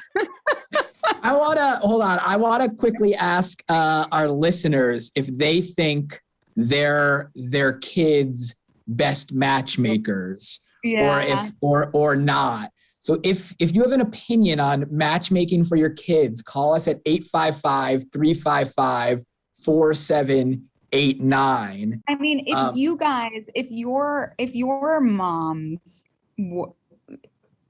set, like, do you think that your moms would set you up with your partners, your current partners? That's interesting.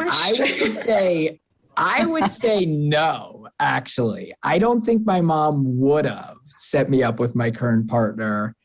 But if I was still single, I would definitely trust my mom. I would 100% be going on plenty of dates that my mom set me up on. No shame in that.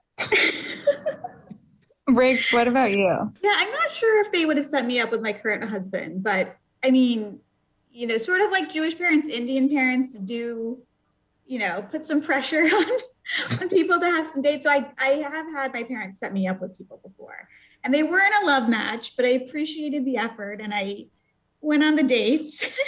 And it's also kind of like, all right, if it doesn't work out, kind of no sweat on your back, really. It's more so like, well, you know, I didn't think it was going to work out because I wouldn't have chosen for myself anyways.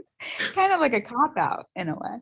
But I want to know, Dons, are you a good matchmaker? Like, for me, I fancy myself a phenomenal matchmaker. I am constantly setting up my friends. How many marriages have you set up? I have a 0% success rate. But that has not prevented me from trying. I will try always. I love setting people up. I actually don't think that I've set anyone up. I'm trying to think. I think that in theory I would be good, but like maybe if I was already You're settled, just keeping them all for yourself. You're like, no, you're not- there's you're not no one. tossing it out. No, the issue is there's no one to keep for myself. But like I feel like maybe I'm thinking about myself too much. Also, all my friends are already in serious relationships. I don't know. I don't know that I've ever really had that opportunity, but I kind of feel like it would be a fun thing to do.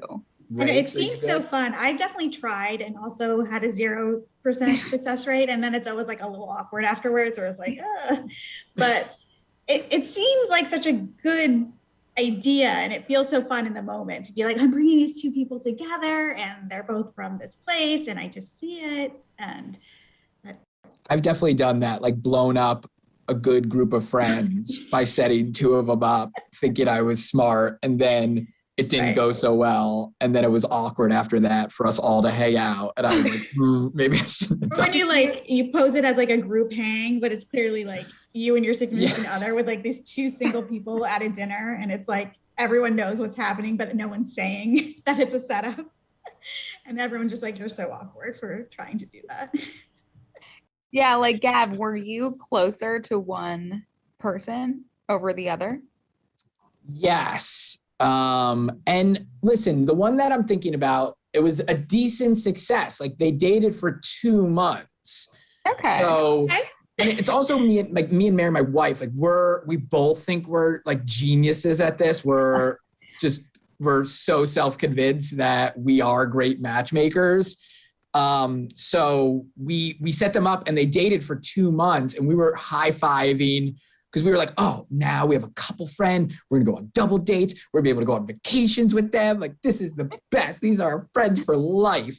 And then it fizzled out and now it's strange. I will say the worst, I've been on the receiving end of that. And the worst though is when like the couple persists every time you see them. They're like, well, I just think that maybe you didn't like him because of X, or you should really give it another try because of Y. Or like, and I'm just like, oh my God, every time I see you, are we going to bring this up? Because oh, the two people I'm thinking about are still single, and my wife and I are still convinced that they missed their chance. We're like, it would still work.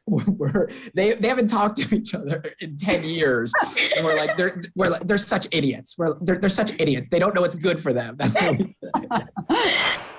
Good morning, everybody. Welcome to today. Let's go. We're going to kick off the Pink Power and Breast Cancer Awareness Month. What's the best thing about being this age? You have nothing to prove because you already proved it. What does it feel like to be in a city that you love so much? I am humbly proud that I stuck up for my town. We all have the honor of helping reopen the doors. Broadway is back! Sometimes the news can be difficult and overwhelming for kids to understand. Will coronavirus come back next year? So to help make sense of it all, we've created a newscast just for them. Man, you know a lot. We hope your family will watch Nightly News Kids Edition. Today is now a podcast available every morning. Listen wherever you get your podcasts. Good morning, everybody. Welcome to Today. Let's go. International Day of the Girl. The strength and courage of these women is remarkable. What's your message to girls who want to make a difference? Believe in yourself. You can make it happen. For breaking news in our changing world, download the NBC News app. Make the most of your day with Today All Day. Get closer to all your friends at Today in a whole new way. Today in 30. We give you a mix of everything you love about our show in a mere 30 minutes. Shop today with Jill Martin. We're helping you shop like never before. The latest styles and biggest names. Today Food. Things are heating up in the Today All Day kitchen. Cooking essentials and recipe inspiration. Get ready. Are you ready? Oh, I'm so ready. Only on Today All Day. Sometimes the news can be difficult and overwhelming for kids to understand. Will coronavirus come back next year? So to help make sense of it all, we've created a newscast just for them. Man, you know a lot. We hope your family will watch Nightly News Kids Edition.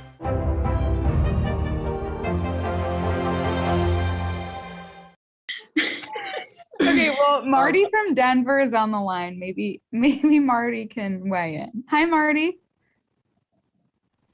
Hi there. How's Hi, it going? Marty. Oh, I saw, I believe, anyway, I have a little twist on this. Ooh. I've done quite a bit of dating online. I'm 74. I could write a book, and I think I want my kids to be the mother, and they get to put me on and do all this. That's a good idea. That's a really good idea. That should exist. You're right. I think I could handle it because I've had so many adventures on my own that I don't mind what they see. And then maybe we'll make sure I'm on Life 360 also. Do you think that there's something your kids would put out there on your behalf that's different that like you wouldn't put out there? Yeah, I think they might. Yeah, getting them to sit down and with me and write something, I don't think would be the same. And Now, Marty, I have a question. Dating at 74, what is the key to a good first date?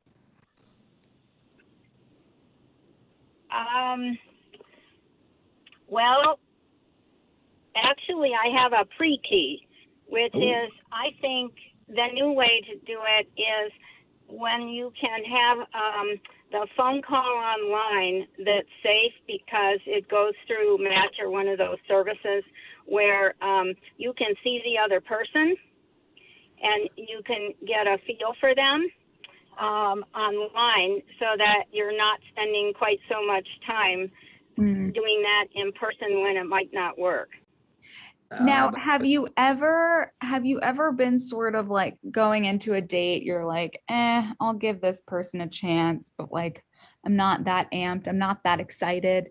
And then have you been surprised? Like, have you Not speaking from personal experience here. No. That's like how all my first dates are. I'm like, I don't really want to. So like, does it get better? Are you ever surprised?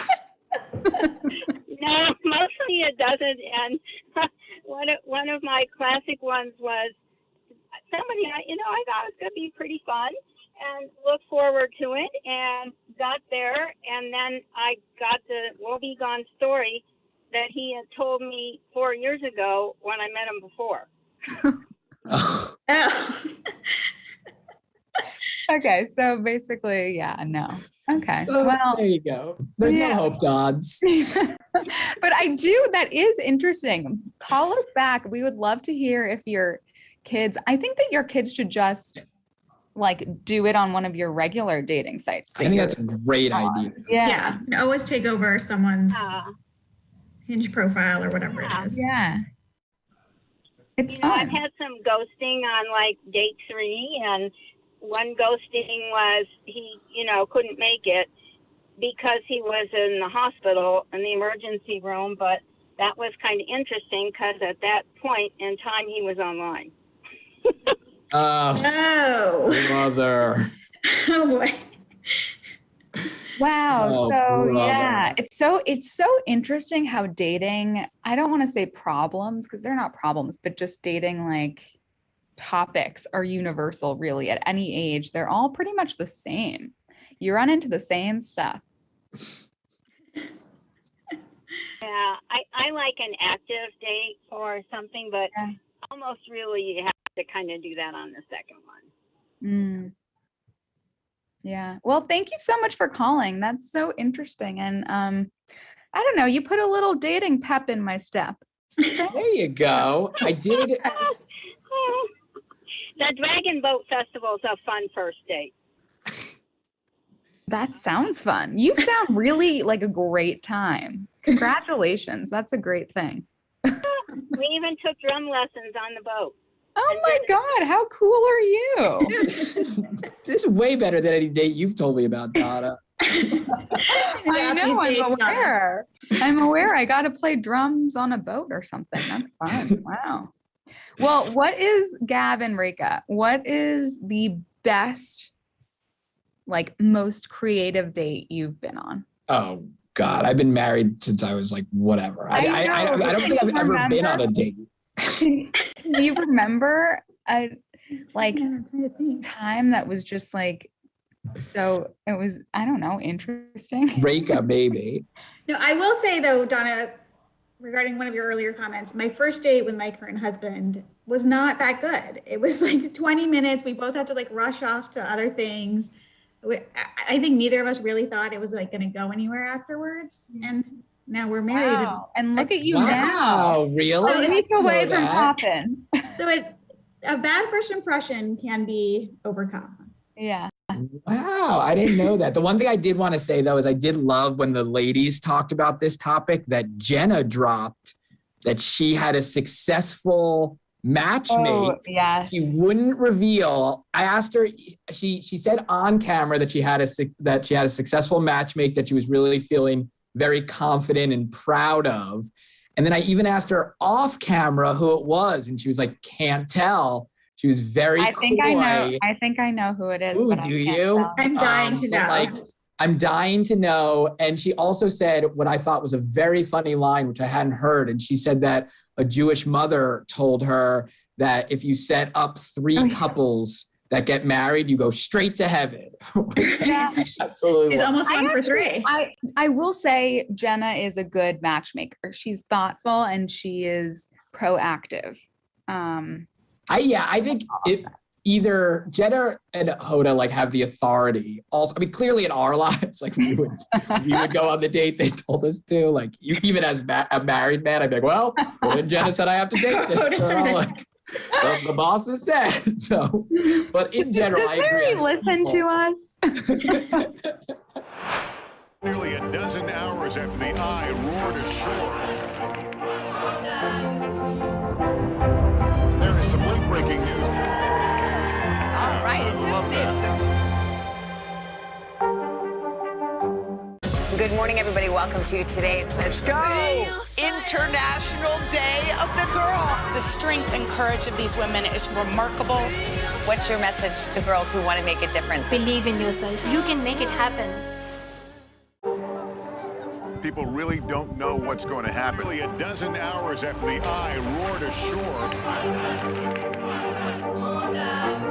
More good people than bad people, you know, right? 5 seconds. 4, 3. There is some late-breaking news 4 hours into the Iowa caucuses by the hammer deliberations. All right, it just me too. Good morning, everybody. Welcome to Today. Let's go! International Day of the Girl. The strength and courage of these women is remarkable. What's your message to girls who want to make a difference? Believe in yourself. You can make it happen. Grab your apron for a new podcast, Cooking Up a Storm with Al Roker. My forecast, yummy. Some of the best chefs spill the beans on family secrets to get you ready for Thanksgiving. This is fun. Bringing the heat for the holidays. Follow now wherever you get your podcasts.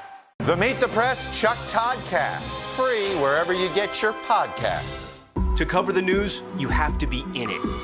We'll take you to the front lines of the story, bringing your news feed to life. Streaming live every night. It's your news playlist. Top Story with Tom Llamas, weeknights at 7 on NBC News Now.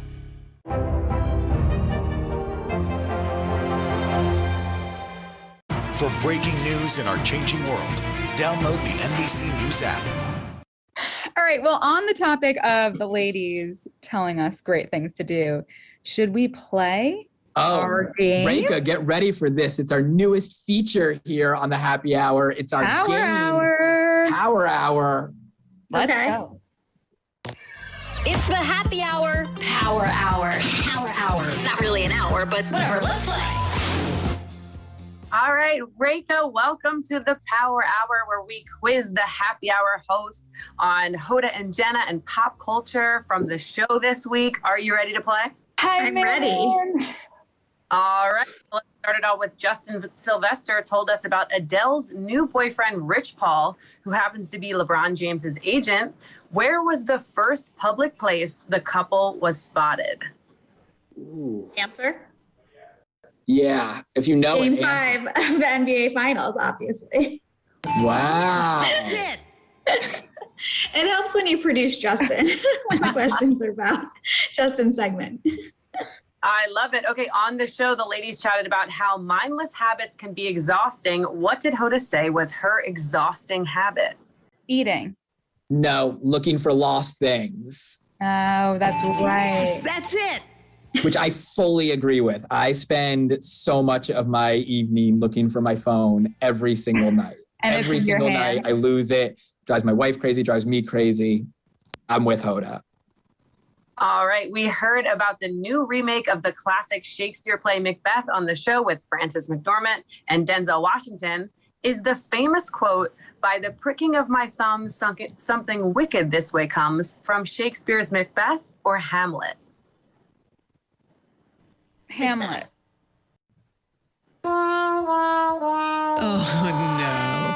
Bye-bye. It's from Macbeth. Oh, it's from Macbeth. I thought that was a trick question, so I went the other way. But like that was silly of me. But I love hearing Hoda say bye-bye. So Me too. We was going to get at least one wrong in this. Maria Shriver was on the show this week talking about how short life is. How many weeks did she say? 4,000, because I remember I turned. That's it. I turned to Gavin and I said, "I'm depressed. There's no way." Yeah, we were both sat there. We looked at each other with horror in our eyes. We really did. And honestly, I don't want to talk about it any longer. Next. On the show this week, what musician did Hoda say always puts you in a good mood? Jack Brown Band? Oh, no. Bye-bye. Meghan Trainor. That's right. She does. Oh, Meghan Trainor. We miss her. Got to get her on the happy hour soon. I know. No, All right. And then what song this week did Jenna nail the notes to that Hoda thinks should be her new song? It's like Wilson Phillips. Yes. Hold all on. my Yes. Yeah. Yes, that's it. Yes. Okay. I'm so happy I pulled that. Yes. And we will end the Power Hour with just what is your go-to karaoke song? Ooh, mine's got to be like Spice Up Your Life. Some sort of Spice Girls. I do Living on the Edge by Aerosmith. I like Total Eclipse of the Heart. Oh, A classic. wow. A Maddie Tyler classic. Well, thanks, Rake, for joining us on the happy hour. And we're so excited to send you off into maternity leave. We will miss you, but we can't wait to welcome you next time with your little baby. Yes, thank you guys for having me. And then coming up on the happy hour, we have the man we were talking about just a few seconds ago, Justin Sylvester, with all his hottest pop culture takes, coming up right after this. Grab your apron for a new podcast, Cooking Up a Storm with Al Roker. My forecast, yummy. Some of the best chefs spill the beans on family secrets to get you ready for Thanksgiving. This is fun. Bringing the heat for the holidays. Follow now wherever you get your podcasts. Good morning, everybody. Welcome to today. Let's go. International Day of the Girl. The strength and courage of these women is remarkable. What's your message to girls who want to make a difference? Believe in yourself. You can make it happen. Today is now a podcast available every morning. Listen wherever you get your podcasts. For breaking news in our changing world, download the NBC News app. Grab your apron for a new podcast, Cooking Up a Storm with Al Roker. My forecast, yummy. Some of the best chefs spill the beans on family secrets to get you ready for Thanksgiving. This is fun. Bringing the heat for the holidays. Follow now wherever you get your podcasts. For breaking news in our changing world, download the NBC News app.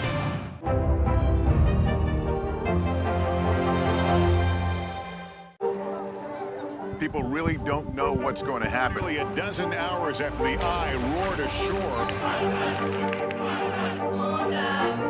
More good people than bad people, you know, right? 5 seconds. 4, 3. There is some late-breaking news 4 hours into the Iowa caucuses. Private hand delivery. All right, it just did too.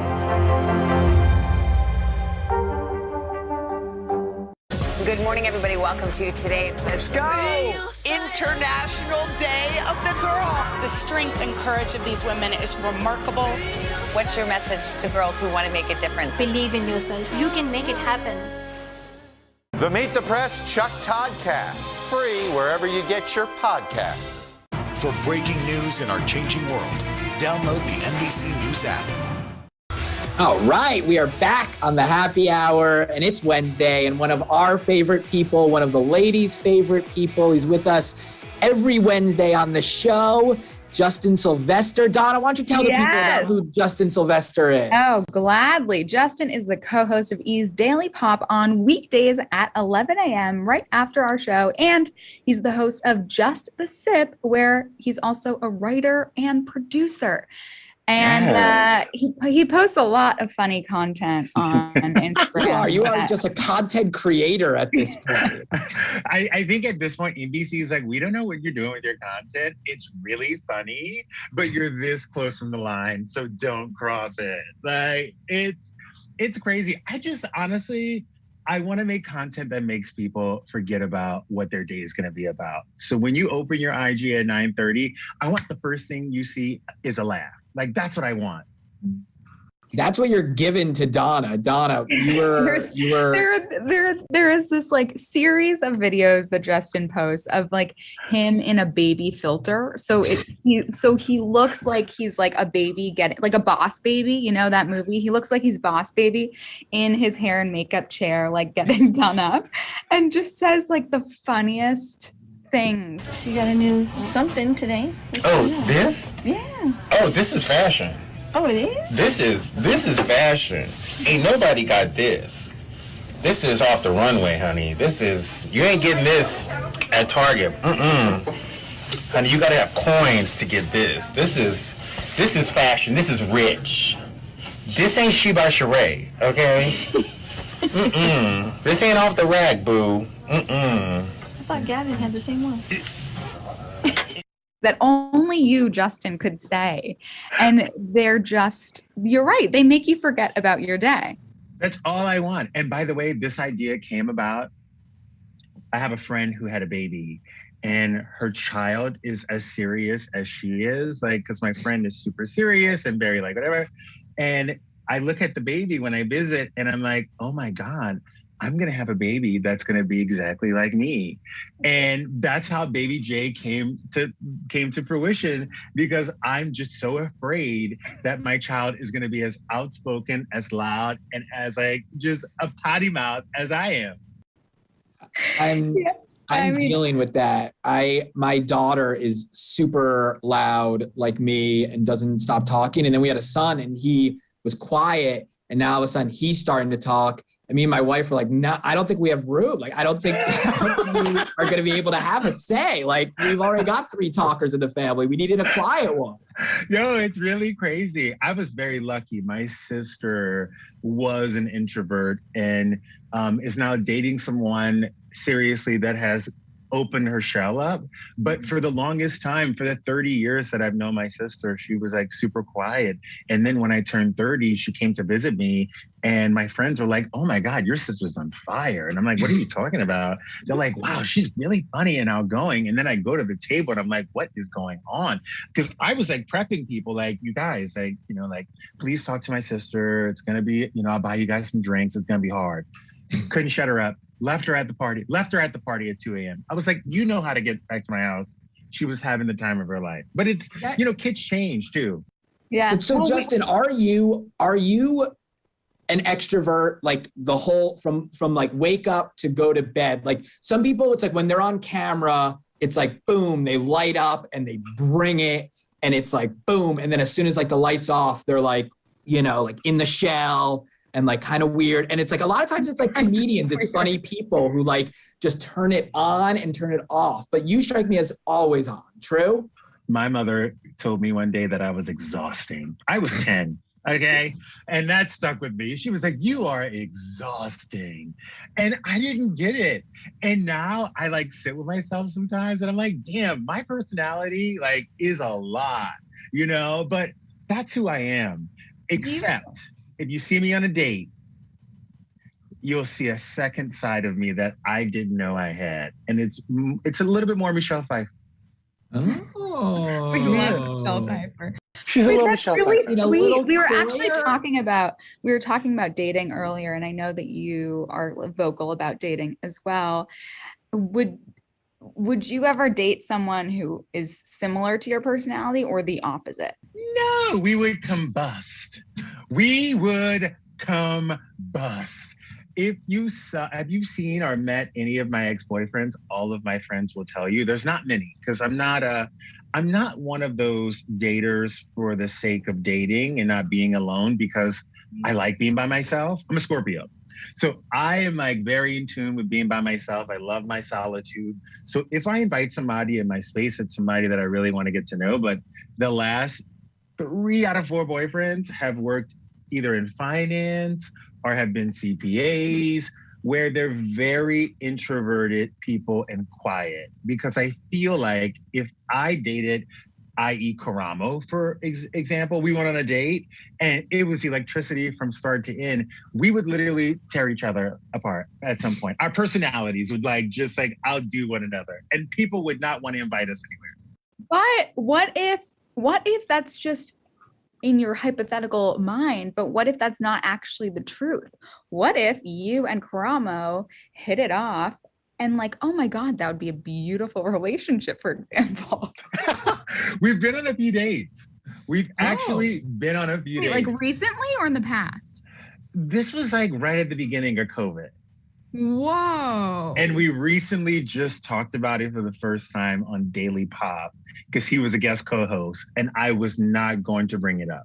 I said that somebody found out, saw us on the date, someone found out at work and was like, would you want to bring this up? And I was like, no, I'm never going to bring it up. This is I'm going to respect his privacy. And I'm sitting in my chair and we're live, so anything could happen. And, I watched the Today Show and the streaker happened and I thought, wow, that's the most exciting thing that's going to happen to me today.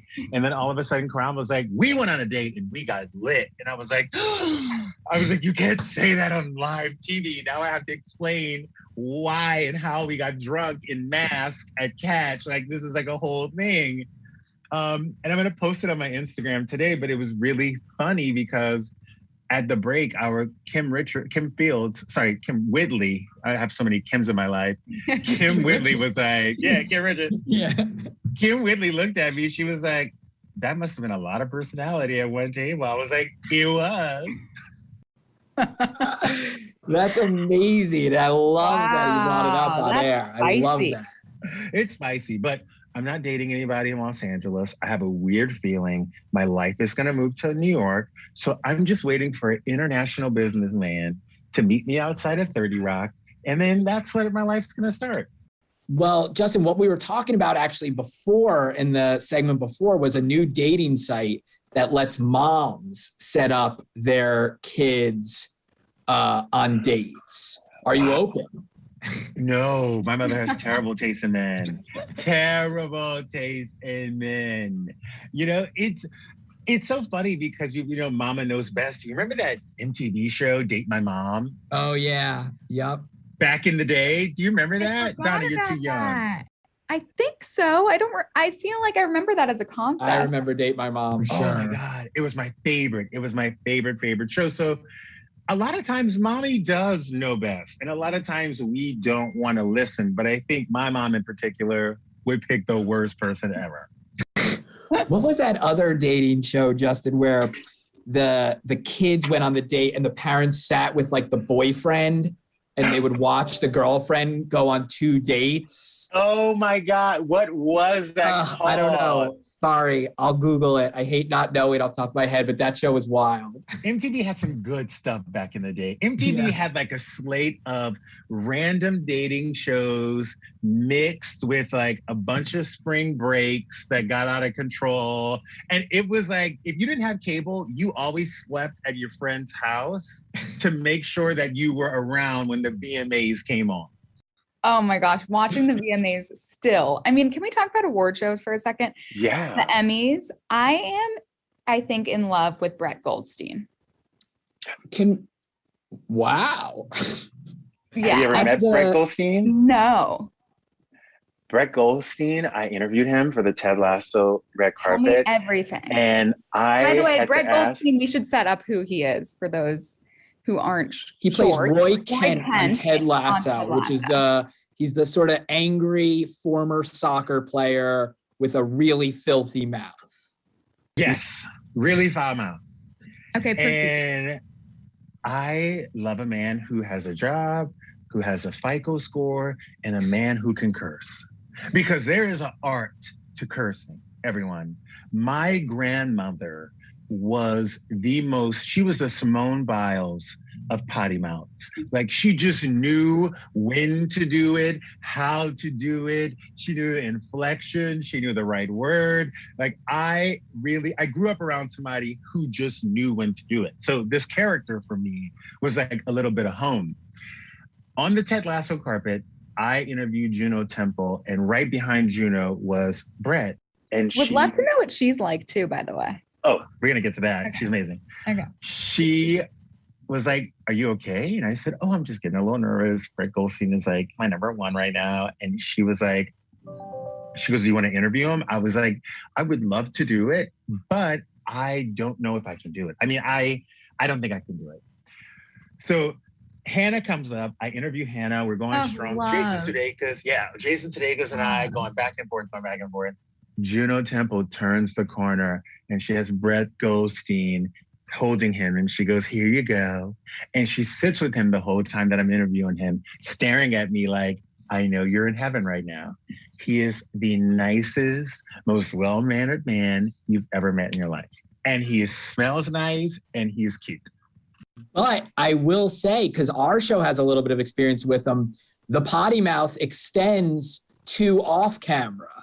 Because because he was coming on our show, and our producer Amanda Starnes did the pre-interview with him, and afterwards gave me a call and said, "I think we have to go on a delay," which our show very rarely does. Maybe once a year there's a guest where we feel like we need to go on a delay. And she goes, "I think we need to go on a delay." Turns out we couldn't. It wasn't because of COVID. We couldn't get access to the room to go on a delay. So we actually had to email him on the side, his publicist, and be like, "Listen, we are going live with him. He cannot curse." And I had to talk to him on the McCurdy, like I talked to you before your segments, Justin.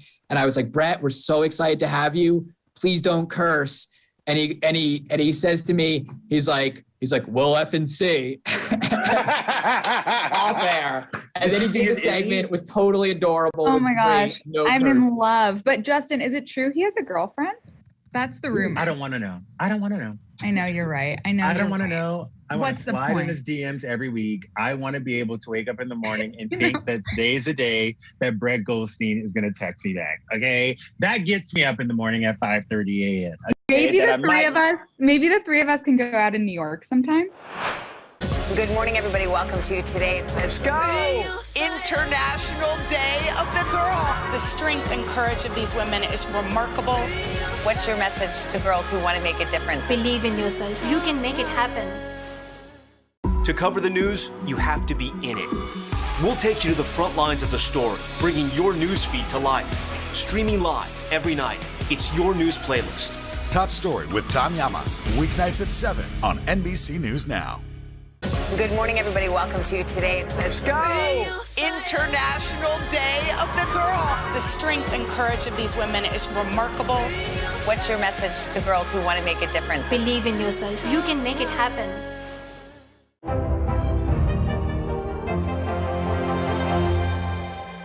Good morning, everybody. Welcome to today. Let's go! We're going to kick off the Pink Power and Breast Cancer Awareness Month. What's the best thing about being this age? You have nothing to prove because you already proved it. What does it feel like to be in a city that you love so much? I am humbly proud that I stuck up for my town. We all have the honor of helping reopen the doors. Broadway is back! Grab your apron for a new podcast, Cooking Up a Storm with Al Roker. My forecast, yummy. Some of the best chefs spill the beans on family secrets to get you ready for Thanksgiving. This is fun. Bringing the heat for the holidays. Follow now wherever you get your podcasts. Today is now a podcast, available every morning. Listen wherever you get your podcasts. Nearly a dozen hours after the eye roared ashore. There is some late-breaking news. All right, The Meet the Press Chuck Toddcast, free wherever you get your podcasts. It's funny though that you say, I mean, because you are actually friends with him, but like I sometimes find myself like wanting to reply to a celebrity story or comment on someone's Instagram that like has millions of followers that I'm like, why am I doing this? Like the other day I wanted to reply to one of Kim's stories, gorgeous. And I was like, why am I doing that? That's not going to do anything for anybody. This is so silly. Why do I feel like I'm friends with this person? But today I commented on Mr. Brett Goldstein's Instagram post and then I immediately regretted it. No, don't regret it. And by the way, Kim may actually text you back sometimes. She's very active on her social media and she remembers everything. So if she sees your name a few times, she's the one who will I be should like, say gorgeous when I mean it. Always. If you think she looks gorgeous, say gorgeous. Wow, thanks so much, Justin. You're giving me some confidence. Now, Justin, while we have you here, I also just want to get what you're watching these days. I have something I want to tell you about that I hope you've watched. If not, you've heard of, and hopefully you take this. I know we're usually on the same page.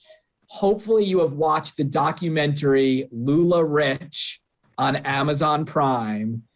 It is, Justin, it is phenomenal. It is a 4-part documentary about Lula Rowe, which was the women's leggings and apparel company from like 2017. Oh, I heard about this.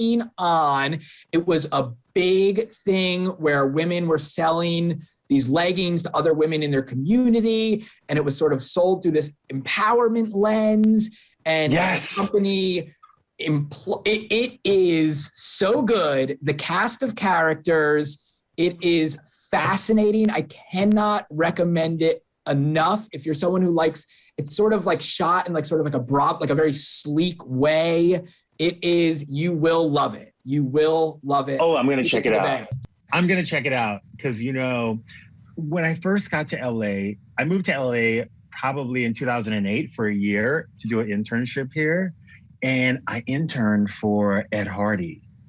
Back when Ed Hardy was like the craziest thing you've ever seen. Like everybody had it on. Madonna used to call my office personally to ask for some of the stuff. Like I've delivered things to Michael Jackson. I've gone to Usher's house. Like I have flown across America as an intern trying to get this Ed Hardy stuff on people because celebrities will call for it. And I worked for him for a full year. His name was Christian Odaje. He was one of the wildest men you have ever met in your life. God rest his soul. About a week and a half ago, so funny that you bring this up, a woman contacted me and said that she was doing a documentary on Ed Hardy and needed some people to sit and talk to her who knew the actual man behind the brand. And I literally was like, nope, I do not want any part of this. This is crazy. I'm on TV now. I have a wife and children. I don't know why I said that because I don't have a wife or children. And she was like, oh, I thought you were gay. I was like, I am, but I have to go. Goodbye. Well, Justin, you will love it. And Donna, you too. I did not mean to exclude you. I'm just going to rattle off real quick. I've been watching Kevin Can F Himself. Annie Murphy is very good. Yeah. She's a very good actress. Oh, we have one more minute, but Justin, what's your favorite show right now that you're watching? My favorite show right now, crazy enough, is Archer on FX. Whoa. Have you ever seen the animated cartoon Archer? No. The new season is amazing. It's so fun. It's so funny. And it's all coming back to the beginning. So it's so on point. And my other favorite show that I'm watching right now that I'm so mad about is I'm still stuck in 9 Perfect Strangers. I want to see how it ends. Me too. Well, I'm watching it. We had fallen off. We're getting back on. Me and my wife discussed it last night. We're getting back on the wagon. We're watching episode 4 tonight. We want to see how it goes. We want to see where we're going. No, you got to chug through it. through it. I guess when you have Justin, I guess when you have a wife and kids, you're only on episode 4. Yeah, it's true. I'm surprised you're able to watch all this with your wife and kids. I'm ready for the finale. All right. Well, Justin, thank you so much. We love having you on, and we learned so much. Primarily knowing that I am going to respond gorgeous to Kim Kardashian's stories.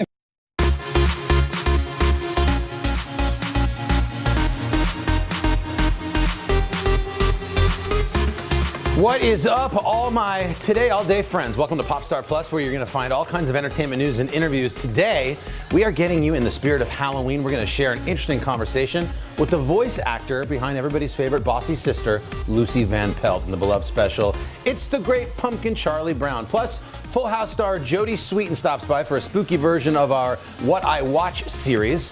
But of course, let's begin with Popstar. So here we go. We're going to kick things off with Popstar this morning. A couple nice guy celeb stories. First up, Luke Bryan, the country superstar, is known for his hits, including Play It Again, Country Girl, One Margarita, great song. Well, this week, he's gone viral, but not for one of his songs, but because he was helping out a fan in need. TikTok user Courtney and her daughter were stranded on the side of the road with a flat tire in Tennessee when all of a sudden, here comes Luke Bryan. Wow. Pulls over, saves the day. Video showing Bryan jacking up the car. Changing out the bad tire. Courtney says that he was taking his boys out hunting when he stopped and helped them out with her car. And before heading off, he snapped a little photo here of Courtney and her daughter. Isn't that nice? Sweet. He looks like he knows his way around the flat tire, too. Oh, yes, sir.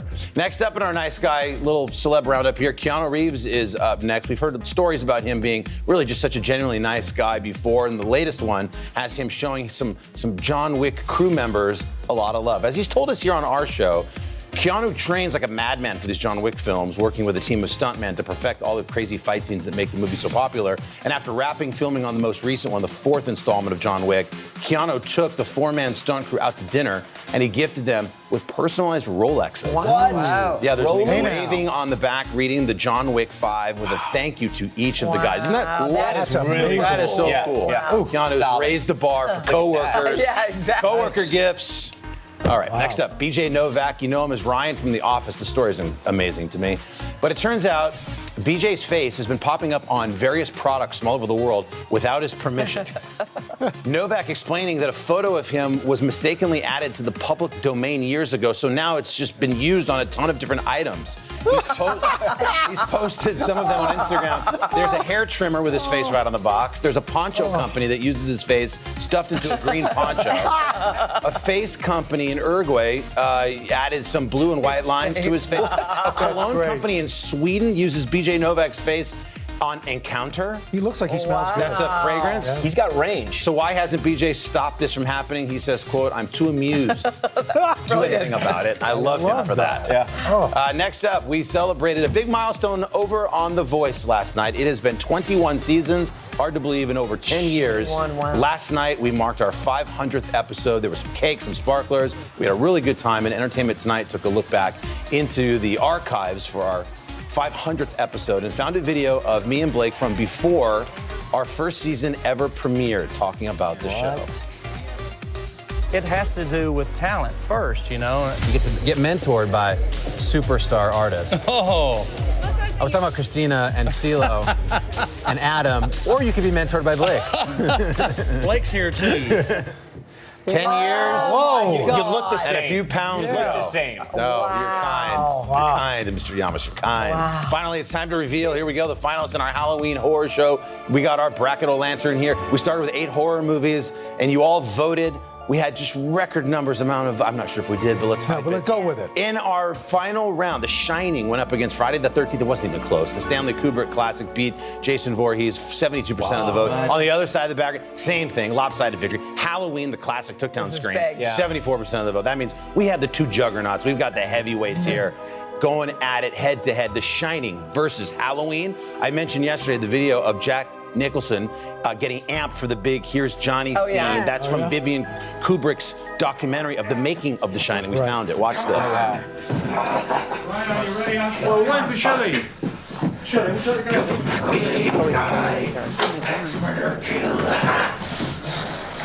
all right, you just say turn over when you're ready, Sam. That's Jack getting ready moments before they call action. I'm scared. Terrifying. How about like the second AD or whoever the crew member is, like almost gets hit in the head at the end. Like, it's crazy what's happening there. Pays no attention. All right. Go to today.com to cast your vote for Halloween or The Shining. And because this is Pop Star Plus, let's give you the plus. We've got a few more headlines for you. We'll start with Olivia Rodrigo. The driver's license singer has had a huge 2021. She even went to the White House and met with President Biden. And last night on Jimmy Kimmel Live, Rodrigo talked about her experience with the president, including the official White House gifts she received. With the Ray-Bans, do you bring those or does he hand them out? He gave them to me, actually. He gave me a few gifts. He gave me those. He gave me some M&Ms, and he also gave me a shoehorn, which was strange. Did he really give you a shoehorn? Really. It had, the presidential, emblem on it. I'm serious. It's in my house. Well, if you ever thought Joe Biden was too old to be president,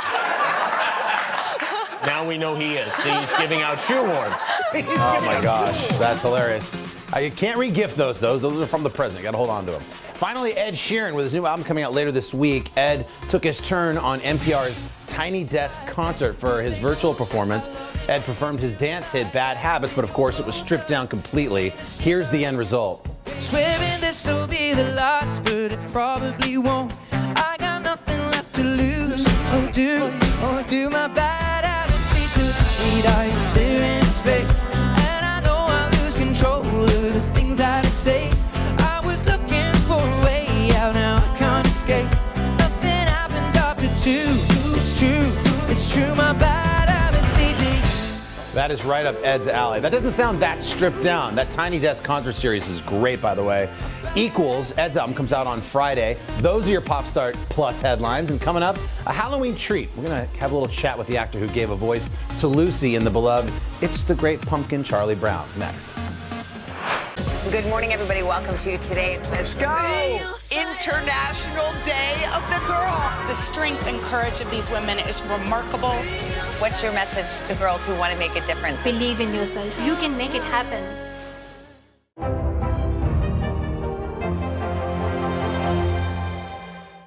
News is more than a headline. It informs, it inspires, and it still matters. To cover it, you have to be in it. And that's what we're gonna do. Every night, we take you to the front lines of the story, where it's actually happening, with NBC News journalists on the ground from all over the world. We cover what you need to know and bring your newsfeed to life. In primetime and streaming live, it's your news playlist every night. Top Story with Tom Llamas, weeknights at 7 on NBC News Now. Good morning, everybody. Welcome to Today. Let's go! We're going to kick off the Pink Power and Breast Cancer Awareness Month. What's the best thing about being this age?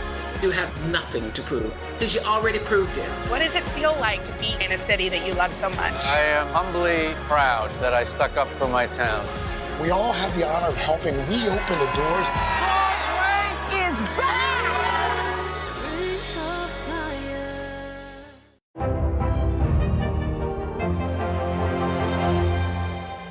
Today is now a podcast available every morning. Listen wherever you get your podcasts.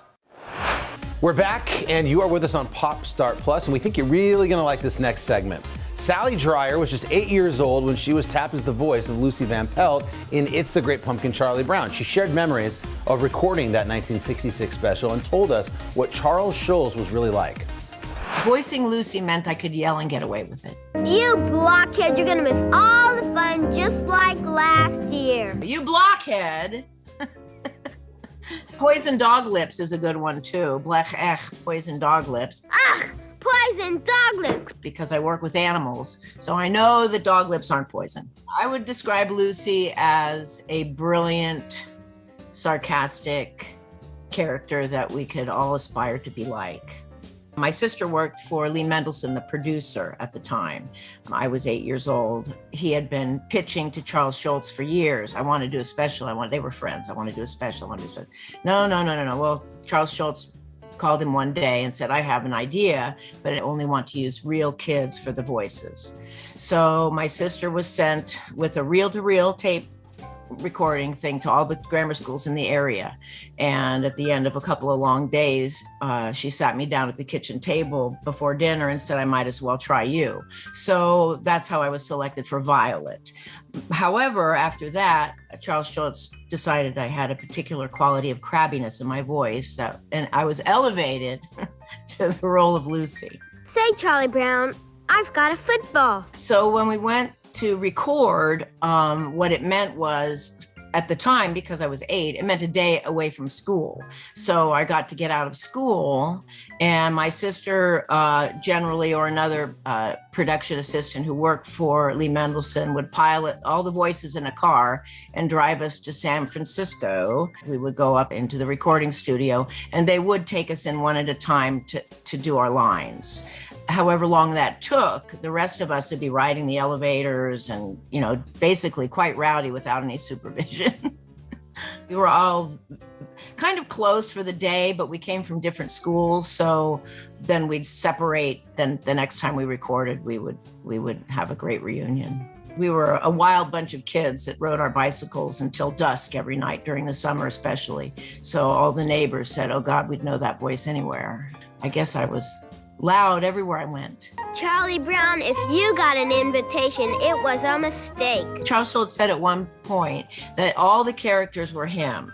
I would say my recollection of him is as though he's a little like Charlie Brown, but apparently he had a Lucy side as well. I rarely saw him, but we did meet on occasion when Lee Mendelsohn would want to do a special or do a photo op or something like that, and we'd all pile in the car again and drive to Santa Rosa. I remember his demeanor was so sweet and quiet. And I got to stand next to him at his drafting table, and I vividly remember standing there and him telling me that he was working on a strip.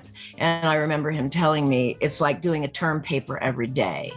And that's the genius of him, is because every strip has such deep meaning if you peel the layers off.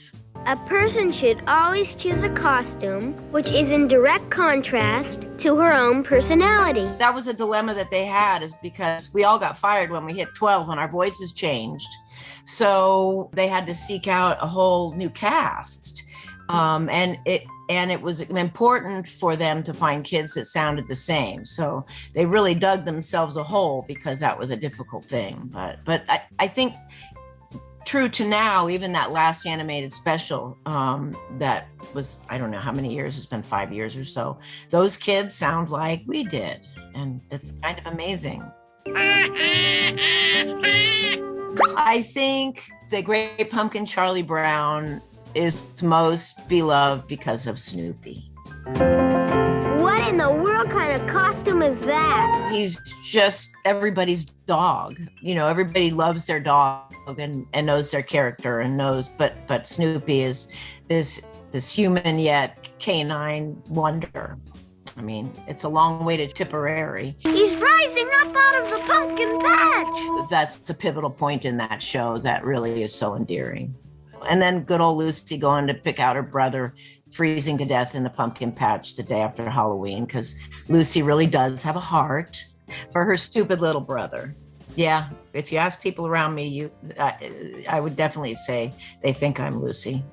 I live in a little town of 400 people, and I'm kind of bossy with the whole town. Lucy would have grown up to be a volunteer vet tech, a sculptor, picture framer, and store owner.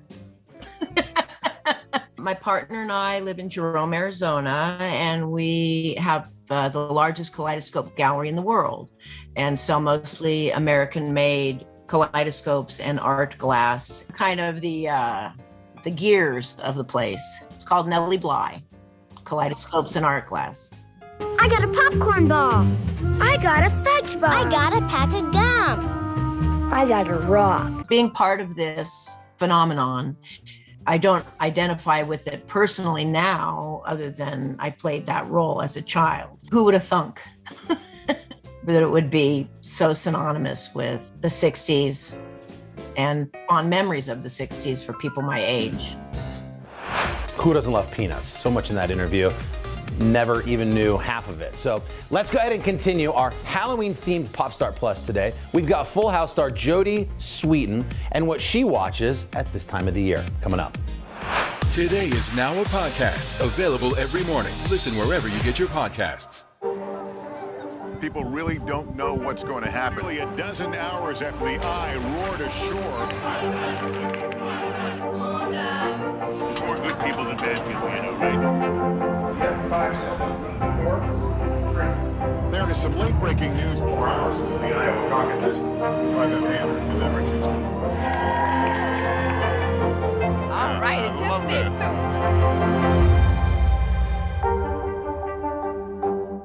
Good morning, everybody. Welcome to today. Let's go! International Day of the Girl. The strength and courage of these women is remarkable. What's your message to girls who want to make a difference? Believe in yourself. You can make it happen. People really don't know what's going to happen. Nearly a dozen hours after the eye roared ashore. More good people than bad people, you know, right? 5 seconds. 4, 3. There is some late-breaking news 4 hours into the Iowa caucuses. By the hand deliberations. All right, it just did too. Sometimes the news can be difficult and overwhelming for kids to understand. Will coronavirus come back next year? So to help make sense of it all, we've created a newscast just for them. Man, you know a lot. We hope your family will watch Nightly News Kids Edition.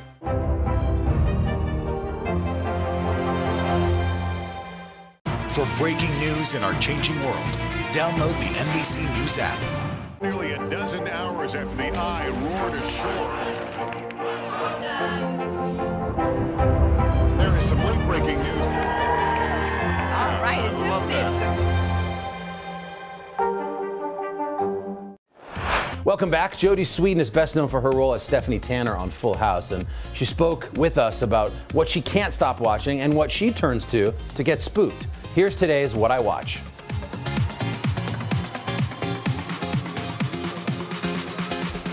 What I watch when I need a good cry? Oh, I can watch that scene from Neverending Story with Atreyu and Artak, the horse in the mud. Still to this day, every time. Or Dumbo. Dumbo really makes me cry with the mom, and she's like rocking him back and forth. I can't do it. That always makes me cry. What I watch on a night in with my girls is probably either Labyrinth, which is like a classic, or Nightmare Before Christmas, because my girls love Tim Burton. Maybe even Beetlejuice. What I watch when I need comfort food is I'll put on like The Muppets. I love The Muppet Show, so I'll watch that. The Office, which, you know, you can just kind of put on and it's like always there and you can just laugh and it makes you feel like, okay, I things are familiar now. I want to give you something. Oh. That's what she said. I know a lot of people watch Full House as comfort food, so I'm always happy to hear that because I know it's nice to have those things that make you feel a little bit more comfortable.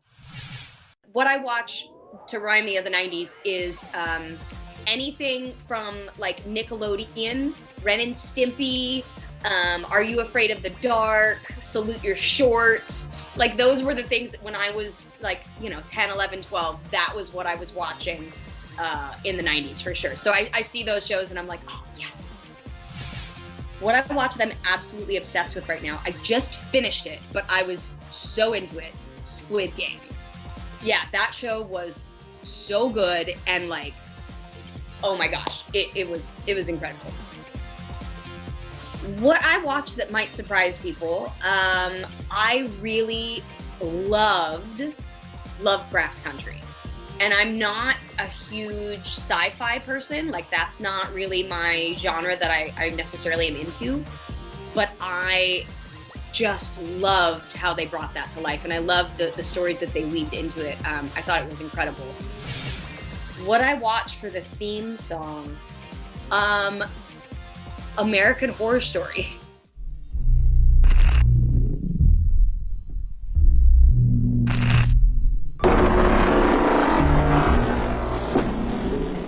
For some reason, I like that opening song and credit. There's something so creepy and like heavy and industrial about it. Like it feels very Nine Inch Nails, sort of like that kind of music. I don't know. Every time I hear it, I'm like, yes, I love it. Probably also because I love American Horror Story. What I watch when I can't fall asleep is usually some sort of Earth documentary by David Attenborough. I find his voice to be so incredibly calming and soothing, and I can watch it and my brain is like, okay, you can settle down now. Like, you're not gonna miss anything. What I watch that inspires me, I just watched season 2 of Love on the Spectrum, and I don't know if anybody else has watched it, but the first season and the second season are really amazing, and they it just makes you believe in love and how wonderful it can be and how much we all need it. So that show for me is definitely one that I watch when I want to feel good about things. What I watch when I want to be spooked, I really like the Conjuring series. I find those to be pretty scary. I also like to go back to classics. What I watch when I like to get spooked, and The Exorcist, still to this day, is a pretty creepy movie. You see that? You see that sexy stuff on the wall there? Oh yeah, that's cute. That's real cute. Hey Meta, does it say where exactly? Oh! What was that? Get down here. Is that the smart thing to do? What I watched to prepare for Celebrity Exorcist was some Ghost Hunters and The Exorcist, of course, any Stephen King things. I made sure to really, buff up on all of my supernatural knowledge. It was such a cool experience to shoot it. I mean, I went in with a really open mind. I like science, I like answers, I like truth, but I also think that there are a lot of things that we maybe don't see or understand. So I try to come at it with an open mind. But shooting it and actually like feeling stuff or seeing things, it was pretty incredible. And I was so glad that I had Meta, World Peace, and Shar Jackson with me. Like we had a great team. I was the one that was like, let's go into every abandoned building in every dark corner. Shar was like, that's cool, but maybe let's take a break. And Meta was like, I'm gonna run. So, so we made a good team. We kept each other together. I'm looking forward for people to see that.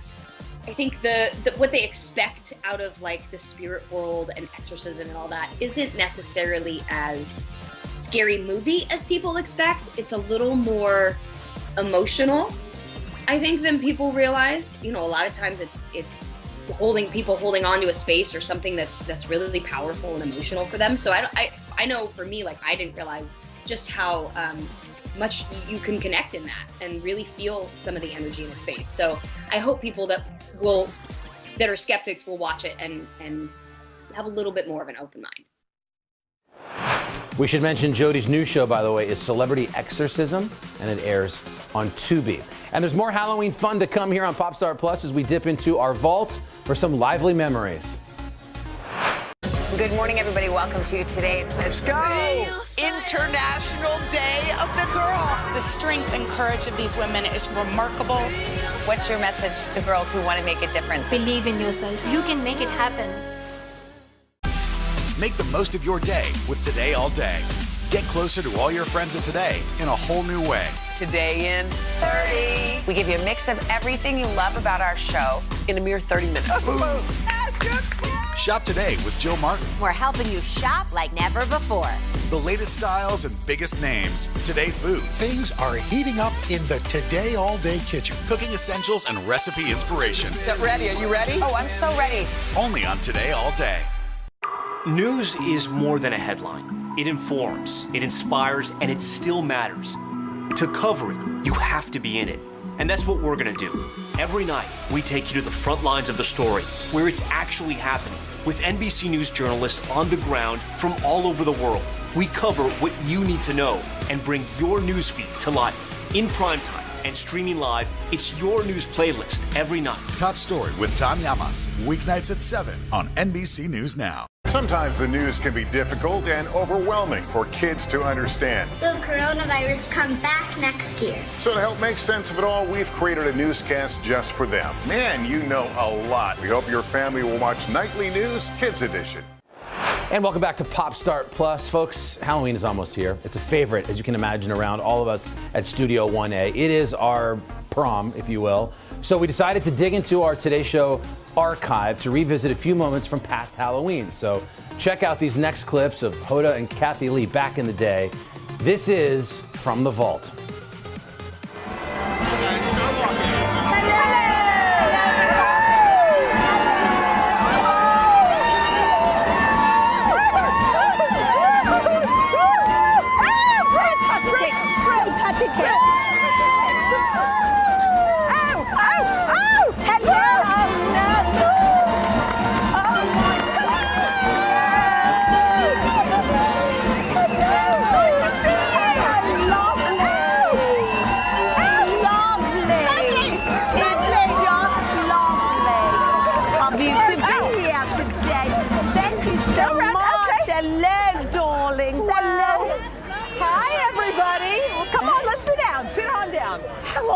Today, you know I'm exhausted. I think you need a little spot of tea. Tea. Hello, darling. Here we go. Yes. Don't you love a little tea in the morning? Okay. Cheers, everybody. Cheers. How are you? So good to see you. Cheers. All right. So we had a nice reveal this morning, didn't we? What happened to your English accent? I'm like Madonna. It comes and it goes. Hold on. Well, I think you should stay in character for at least a moment. Okay, I'll try. So, we are Beatrice. And you are Eugenie. Eugenie or Eugenie? I like to say matter. Eugenie. Well, when we arrived on the plaza, we noticed that there were two ringers who looked just like us. I know, but they got their outfits from Lomans. Let's see them. I think. Yes, we love seeing you. But they got the teeth. Where did you get those teeth? Mum gave it to Mum. Yes. She sent them over. Mum, special for today. Our Mum sends a load. Yes. She wasn't invited, you know, to the wedding. Wasn't. No. Come on, Betty. Come on, Wilma. Oh, turn this bear around. Whoa! Power steering. I like it. It's so modern. Yeah. Oh, yeah. I hope this isn't ruining my pedicure. Yabba dabba doo! Oh, we made it home. We did. Betty. We're home. Wait, our friend Barney here? I think I so. see them. They're in a lot of trouble too. It's Take over the chat Thursday. here. Thursday. Ready? Cut the music. Okay, are we ready? Yes. Okay. Da-da-da-da-da-da. Here we come on the run with our burger on the bun and a dab of coleslaw on the side. Oh, your taste we will tickle with a cold dill pickle. And all of our potatoes are french fried. Our burgers can't be beat cause we grind our own meat. Grind. Fred Flintstone and Barney Rubble. You're to blame for all our trouble. And if you think we're gonna forget, you're out of your mind. Woo! Barney, I told you we should have rehearsed. Out of there. Get out of her seat. You boys are in trouble. Have a good show. He always makes up with her like that. Fred, what are you gonna give me? I'm going to take your burgers from you. Bye, Big Blake. See you back home. Hello, Wilma. Hello, Betty. Wilma. You know what? This is getting old. We've been doing this since 4 o'clock this morning. All right, let's see how well we did in terms of our looks. Okay, this is us. You're seeing us. Yeah. Now, by the way, it's Halloween. If you it didn't know, certainly it's is. October 31st. Let's see how much we look like them. Okay. We're going to split screen it and see. Everybody's been telling me I still look like Lucy. Lucille Ball. I know. No matter what I do, I look like Lucy. You do. All right, we're going to split screen? Yeah. Okay, there's you. Yeah, Lucy. Yeah. No, it's good. No, it's good. Yeah, okay. Okay, Betty. Ready? I'm ready.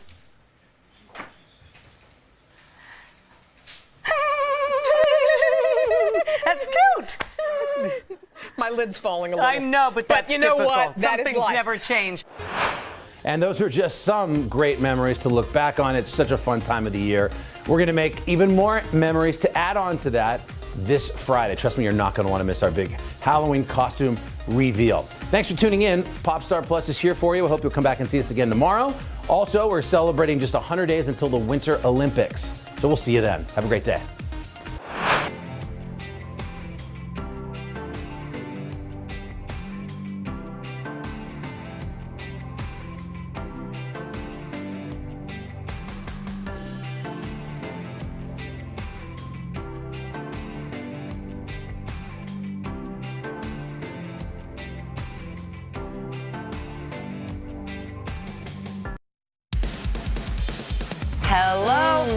right. And today, all day, man, we're so glad to have you with us. And we've got 4 letters for you.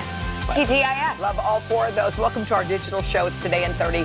After we closed out the week, here today with another big show. Not just any big show, the Halloween show. This is one of our favorite days of the year. It is the costume reveal.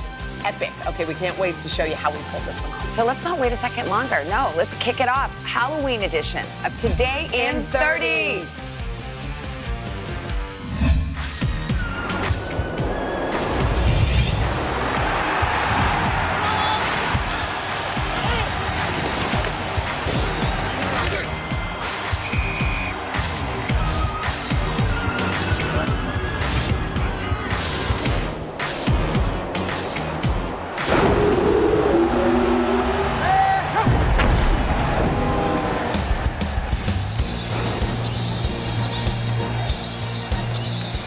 Welcome to Football Fright in America.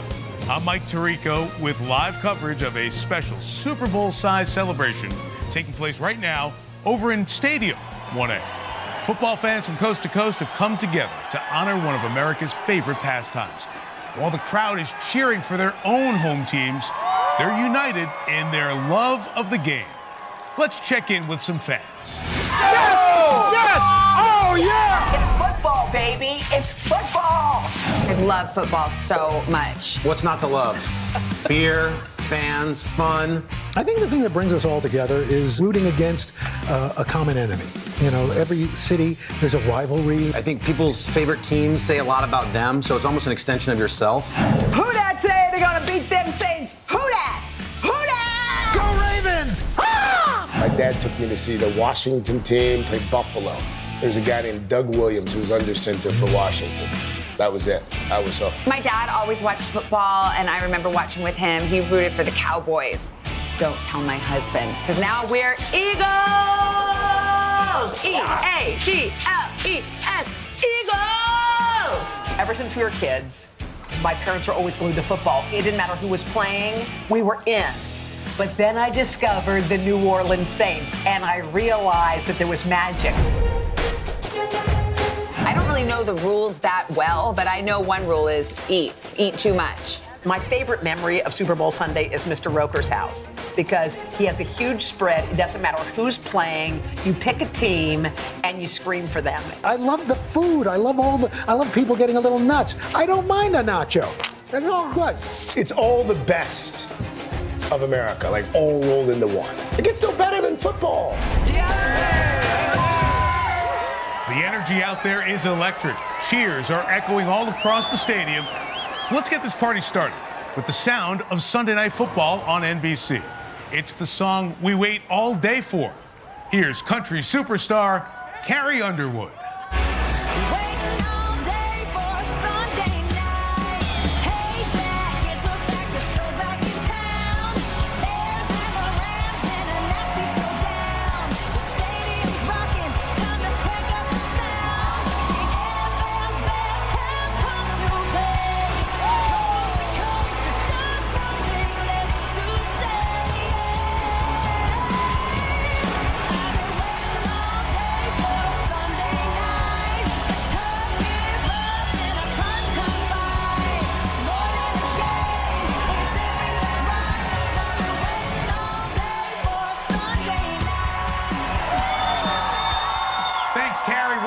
Kick things off. Arriving to the stadium now, the league's favorite dynamic duo, Tom Brady and Rob Gronkowski. Brady, of course, the most decorated quarterback in history. 20 seasons with the Patriots, 2 with the Bucs, and 7 Super Bowl wins. The Brady-Gronk romance as legendary as their teamwork on the field. Gronk even came out of retirement to join Brady in Tampa, bringing the Lombardi Trophy back to the Bay. Man, these two play hard and party harder. You may remember their Super Bowl celebration made a lot of waves. It's the man with smooth moves both on and off the field. Let's go! Rob Let's go, baby! Let's go! Hey, a little bit. Oh, let's go! Bro, bring out the goat! Where's the goat? Living legend. Let's go! The GOAT himself, Tom Brady. Let's go! Let's go! Hey, Giselle. TB, throw me one of those. No, Not that one, man. You remember what happened the last time? Yeah, that one. Come on, let's go. There you go. Hey. Yeah! Let's go! Let's go! Bronx smash! Yeah, baby. Yeah, that victory was a tough loss for Kansas City and their star quarterback, Patrick Mahomes. But do not count the Chiefs out of the big game this season. Mahomes is already living up to his reputation as a gunslinger with an incredible arm. In his 3 years as a starter, he's played in 2 Super Bowls and won 1. I love you, Patrick Mahomes! His meteoric rise is inspiring legions of young fans across the country. Entering the stadium now, the pride of Kansas City, Patrick Mahomes. Mahomes, you have so many young fans out there, like the boy we just saw. What do you want to say to them? All I can say, Britt, is we're going to work hard. That's all you can do. And that's my message to all the kids out there, especially that adorable little boy that we just saw there. You work hard, you can do anything. You can even make it to the Super Bowl. And to my #1 fan out there, this one's for you, kid. Classy guy, that Mahomes. The one show you don't want to miss, the Super Bowl halftime, the most spectacular live performance of the year. Legends like Beyonce, Prince, and Gaga have brought down the house. The 2020 honors went to The Weeknd, who lit up the stadium with blinding lights.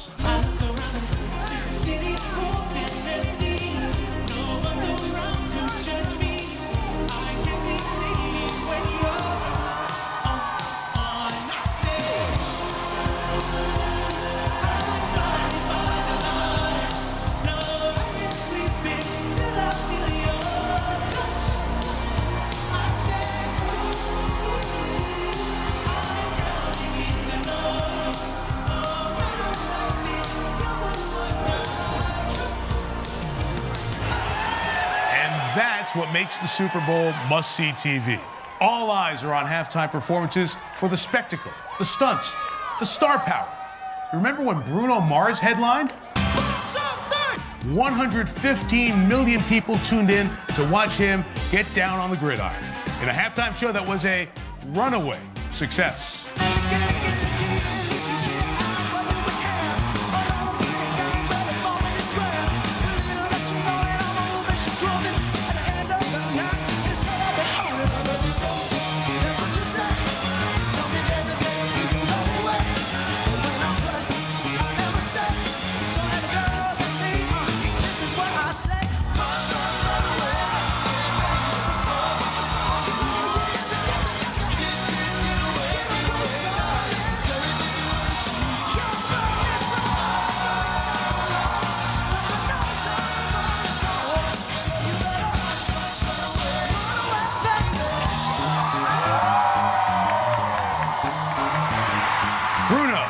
The man with the moves. And now, one of the most iconic cheer teams, not just in football, but in all of sports, now taking the field.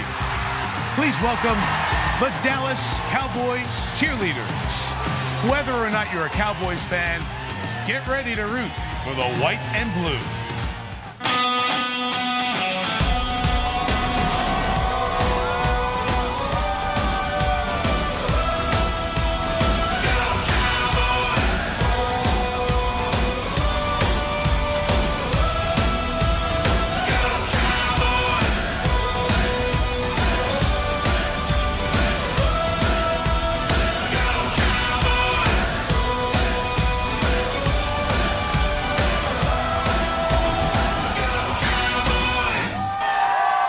Super Bowl is more than just a game, as you know.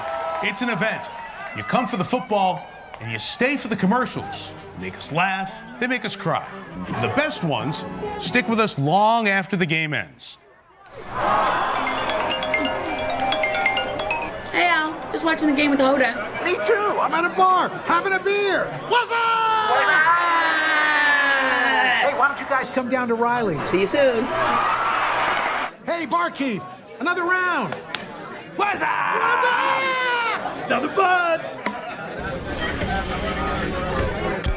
We take these to table 3. What's that? What's that? Enjoy, ladies. Thank you. Craig! Watch the game. Cheers. What's up?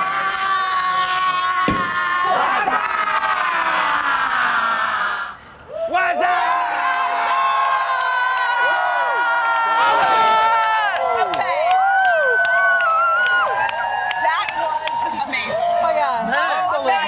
Unbelievable. Can we just say thank you to the real dancers?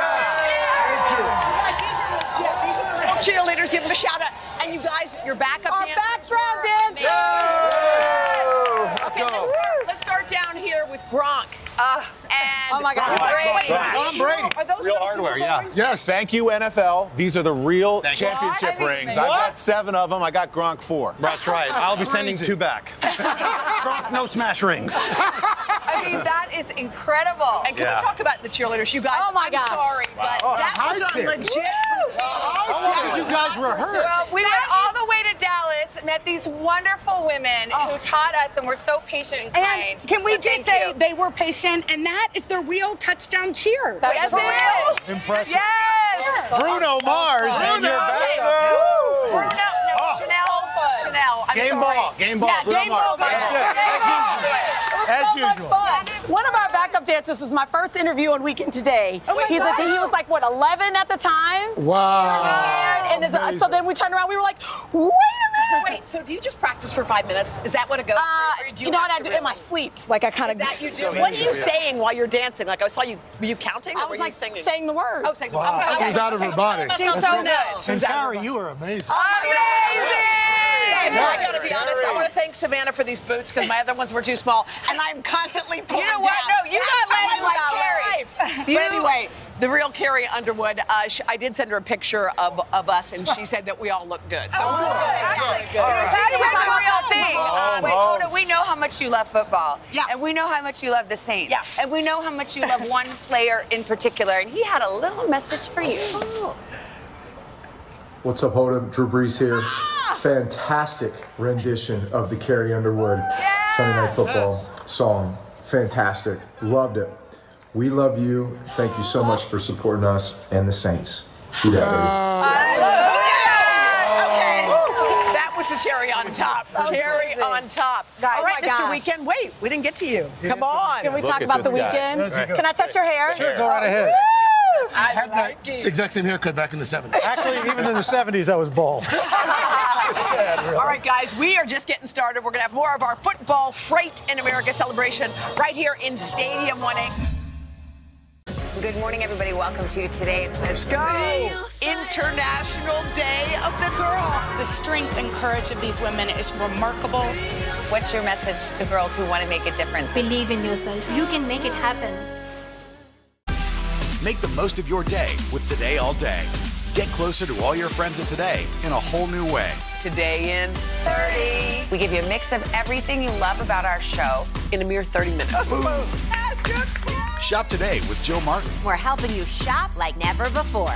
The latest styles and biggest names. Today Food. Things are heating up in the Today All Day kitchen. Cooking essentials and recipe inspiration. Get ready. Are you ready? Oh, I'm so ready. Only on Today All Day. Sometimes the news can be difficult and overwhelming for kids to understand. Will coronavirus come back next year? So to help make sense of it all, we've created a newscast just for them. Man, you know a lot. We hope your family will watch Nightly News Kids Edition. Nearly a dozen hours after the eye roared ashore. There is some late-breaking news. All right, it is Good morning, everybody. Welcome to today. Let's go. International Day of the Girl. The strength and courage of these women is remarkable. What's your message to girls who want to make a difference? Believe in yourself. You can make it happen. This is so fun. We should mention Weekend Today friends Peter Alexander and Kristen Welker. They couldn't be here this morning. They have real jobs, but did not stop them from joining in on the fun. Take a look. I love it.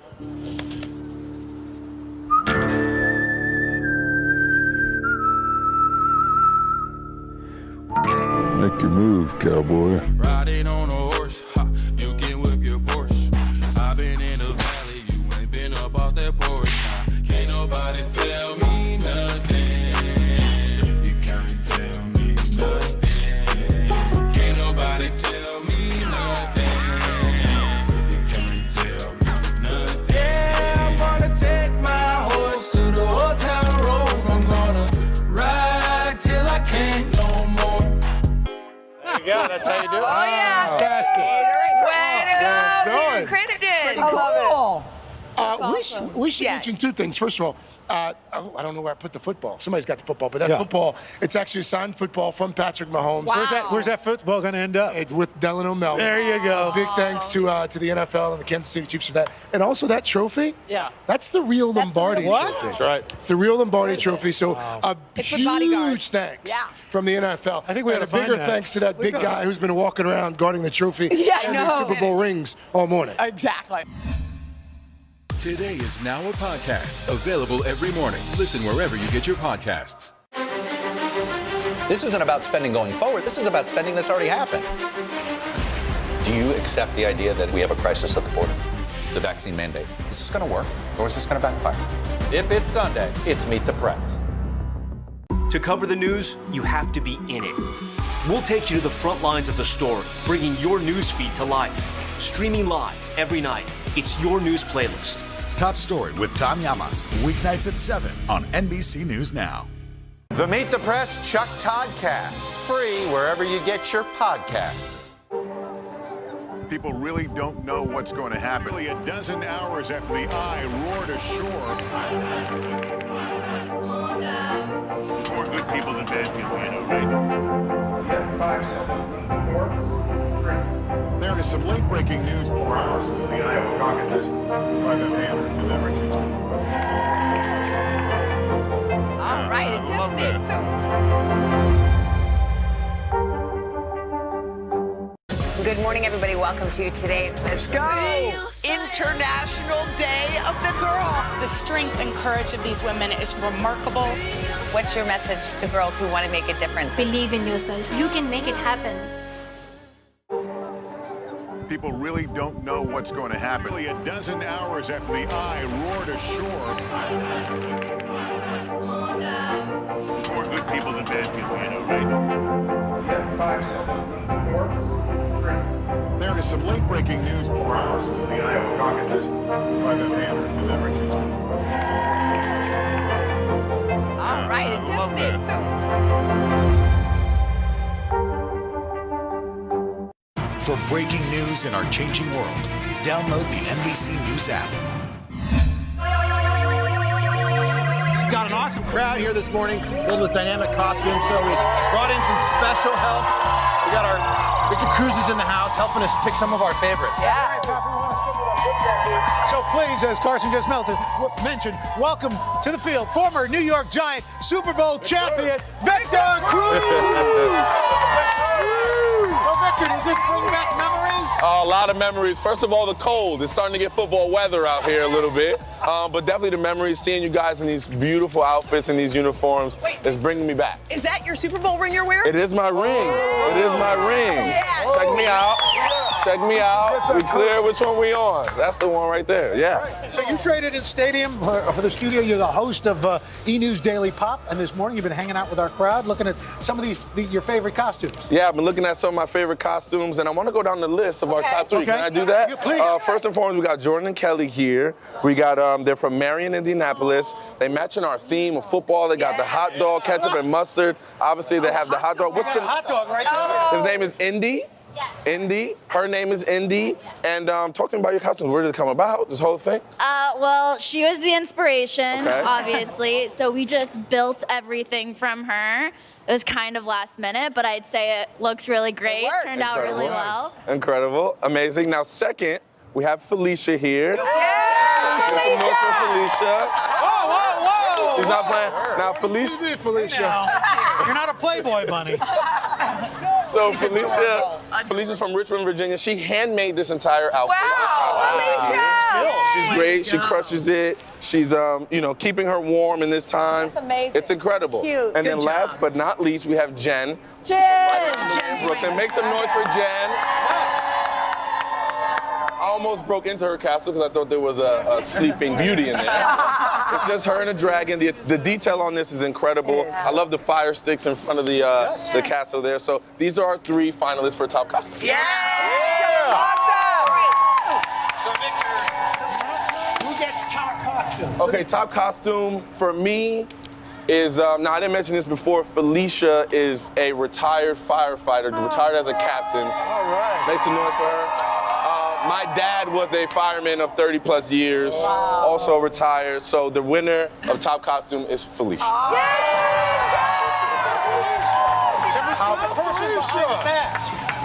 Can we see you? Yes. There we go. Hi, Felicia. Got something very, very special for Where are you from? Listen. But first, let's thank our runner-ups and give them some gifts here. Yes. Sold with some great gear. This is for the runner-ups. Wow. Swag bag. Nice. Yes. But there's a pretty big gift, right? Yeah. Yeah, but the Carson, winner. what is The winner Yeah. is going to the Super Bowl!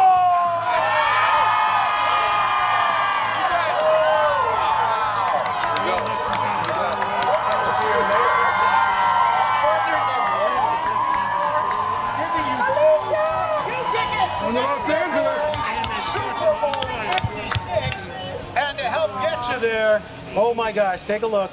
The folks at JetBlue are giving you 2 round-trip tickets to the big game. Plus, Hilton is providing a 2-night stay at the Hilton Anaheim to complete the whole package, Felicia. Yeah, when you were selling that There you go. Thank you for your service.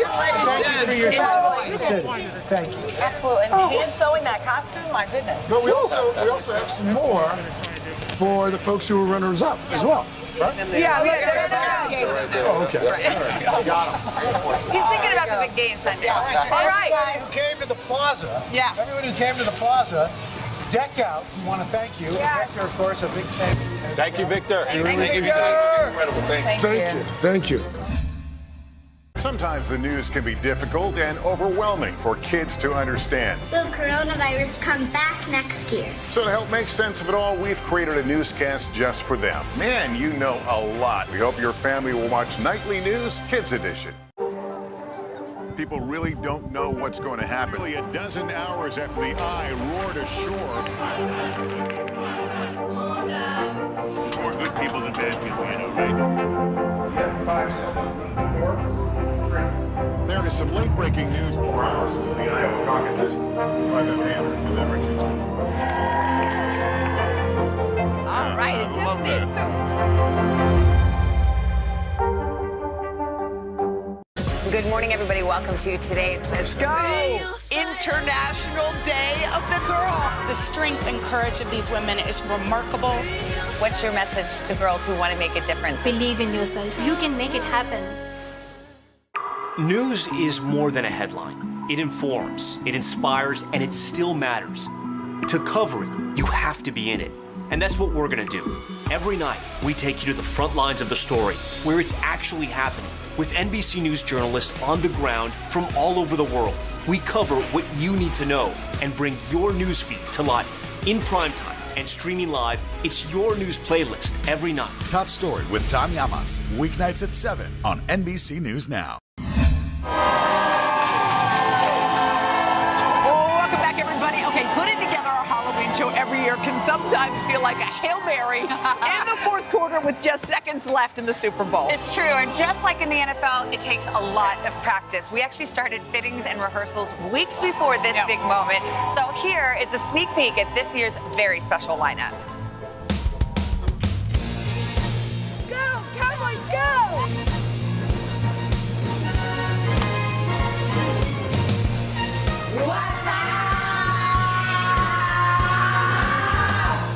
How was that?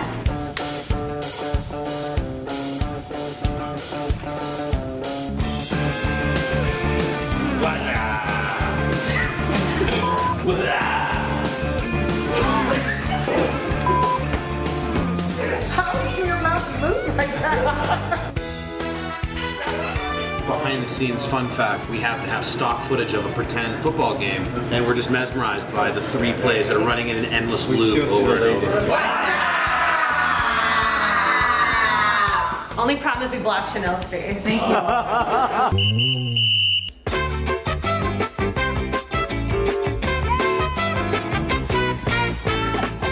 Is that good?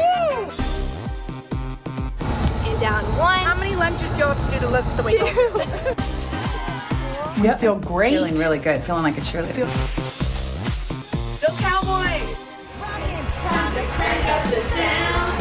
I just want to say one thing. There are not enough Spanx in the world for this. Oh my God. Yes! Oh, wow, this does look real. Giselle, I'll see you later. Gronk says game time. Let's go. How fitting that Halloween is on the weekend this year.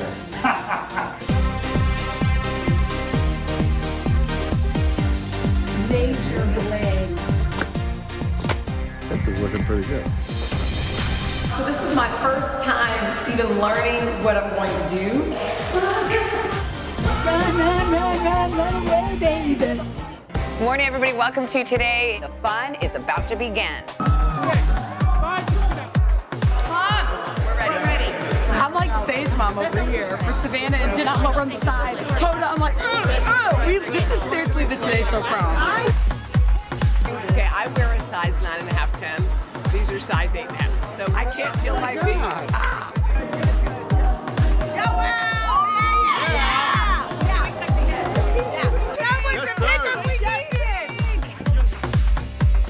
There's a lot of dancing, strong spike. Feeling good. It's just so early. So early. Chanel gets the game ball, deservedly so, every Halloween. We're basically just doing the warm-up for Chanel. Facts. That's what we do. Facts. This me? Now we have to close the door.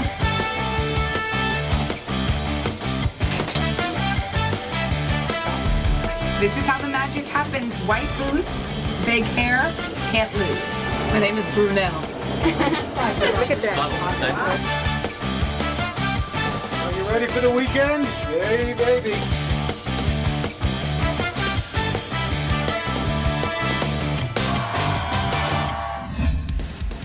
Wasn't that fun? Amazing. Let's do it next year. Let's just keep on doing it. All right, you'll want to tune in on Monday because our pal Andy Cohen is going to visit us. All right, then we're going to celebrate the launch of Al's new podcast. Another one? Have a great weekend. We'll see you guys on Monday. Is this a podcast?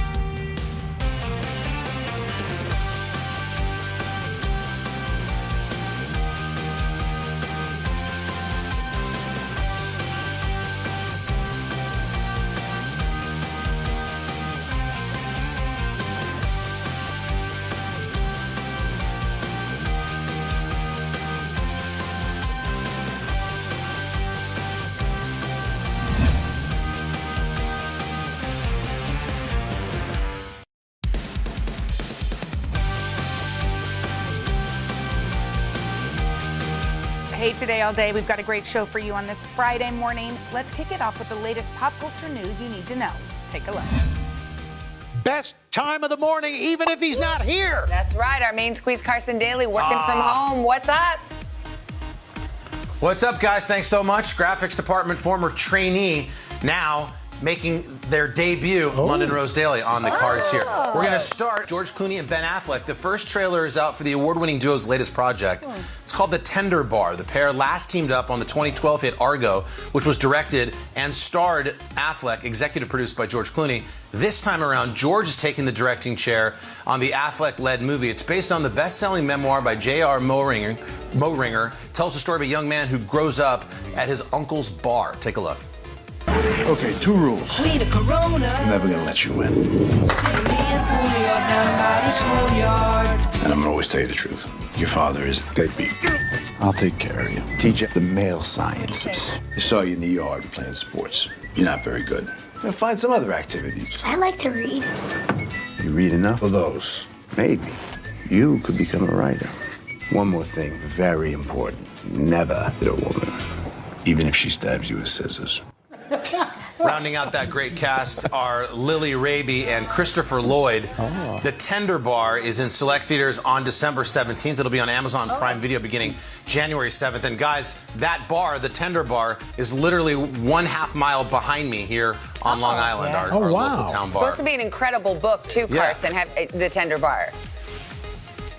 It is. It's a tearjerker, but I think the movie's going to be fantastic. Up next on Today Talks, the third hour breaks down ways to simplify your routine. Stay with us. Good morning, everybody. Welcome to Today. Let's go. Is the Delta variant more dangerous to kids, or is it simply more transmissible? Maryland's Principal of the Year. I serve an amazing group of staff and students. News is more than a headline. It informs, it inspires, and it still matters. To cover it, you have to be in it. And that's what we're gonna do. Every night, we take you to the front lines of the story, where it's actually happening, with NBC News journalists on the ground from all over the world. We cover what you need to know and bring your newsfeed to life. In primetime and streaming live, it's your news playlist every night. Top Story with Tom Llamas, weeknights at 7 on NBC News Now. Does the White House think they have an Afghanistan problem or a COVID problem? Do you believe the abortion issue should reflect the will of the people or the will of the elected officials? The vaccine mandate, is this going to work or is this going to backfire? If it's Sunday, it's Meet the Press. Make the most of your day with Today in 30. We give you a mix of everything you love about our show in a mere 30 minutes. Savannah and Hoda bring you what you must know. The biggest moments of the morning. One Republic! Exclusive interviews. Why did it work for you? You're right. I am more talented than the rest. And important headlines. Major medical news this morning. Watch Today in 30 on your schedule. Streaming every day on Today All Day. Welcome back. Today in the third hour, all the tricks you need to know to make your mornings not feel so slow. Check it out. This morning, I feel like it's a theme here on the third hour of Today. We try to make your life a little easier. Real Simple Magazine is here to help with 7 products to simplify your routine. Heather Muir is their beauty director. And to simplify your shopping experience, you can, of course, use that QR code on the bottom of your screen for instant access to all of these products. Heather, good morning. Good morning. Good morning. So this is my new favorite thing, and I say that so genuinely. Let's tell everybody what this is for $15. Yes. So J.R. Watkins, this is their in-shower aromatherapy spray. So if you guys are like me, maybe you don't have time to go to the spa, maybe you don't have time to take a bath anymore. You get in the shower, start running the water, mist this around the water. Give it a little spritz. We'll get it going here, Jen. And it's a whole vibe. I'm vibing. Oh. And it literally smell fills good. up your bathroom, so you're getting that sauna With the effect. steam. And this is their Awaken, their rosemary. It smells incredible. Oh my God, this is a $15 spa right So here. it's like your 5-minute shower turned spa treatment. Done. So you're Let me gonna just love vibe it. up the next destination. sorry. We love it. Next up, you guys, Jones Road Beauty. This is their Miracle Balm. My new makeup obsession. What is this? So what you want to do is you have to break the seal with your fingers and kind of warm it up. It has these gorgeous gold flakes. You can wear it alone or over makeup, and it's going to lighten your makeup bag because it takes the place of eyeshadow, blush, and lipstick. Oh, just a little. Just that dewy, fresh, healthy glow. That's exactly how you apply it. That you already have. I look like your daughter. Okay.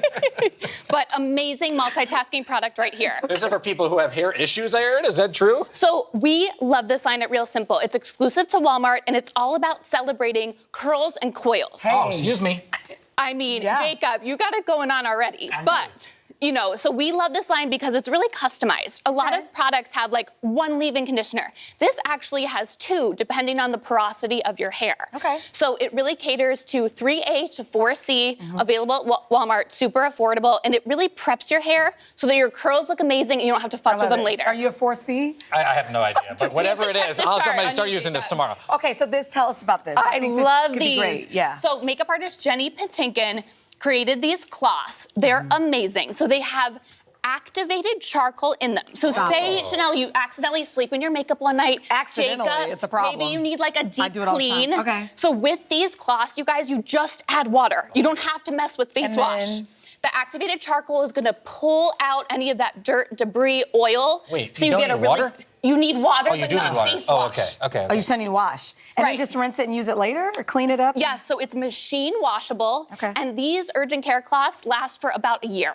Wow. So, you know, instead of going through face wipes, this is a great alternative. Fair. Good for the environment as well. All right, Okay, next. something for the guys. I actually own this stuff. You Really? do? Yes! What is it? This is Kiehl's brushless shaving cream. So my husband has tried it all, you guys, and the Kiehl's is amazing. So it has menthol and camphor, so it's really cooling. Yes, it smells so good. What do you get this luxury? It's just What do a I do? shaving cream. Shaving cream. Oh, And it's then just you'll want to shaving cream. steal like I do. Listen. And the best part You, is like, it doesn't Smells delicious, It yes, doesn't exactly. give you that razor bumps, those, you know, that It's Friday. burny. I can't keep him on track, you guys. Just shave with this. You're going to love it. Full it. shave, no razor burn. Okay, another one, Jacob, for you, for the guys. Okay. Off-court, high-performance body spray. So you get to knock out deodorant and cologne in one spritz. What are you saying about me, Heather? Does it smell? It smells amazing. Thank you. And for $11, it literally smells like a sophisticated, fancy, expensive. Can I smell? Yes. Yeah. Now, I want to show you a tip. Now, wait. Sophisticated, fancy, Go what ahead. is it? Go ahead. So another tip, you guys, when you're... Ooh, that is sophisticated and Isn't it good? For Okay, no, but $11? it is really nice.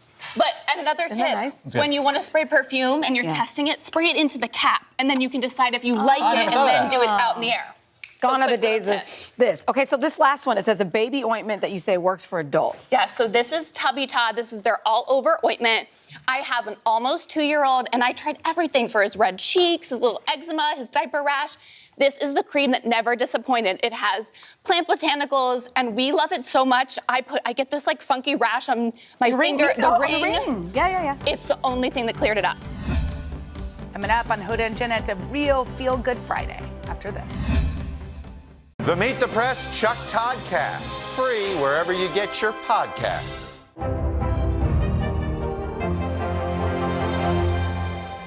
The Meet the Press Chuck Todd Cast, free wherever you get your podcasts.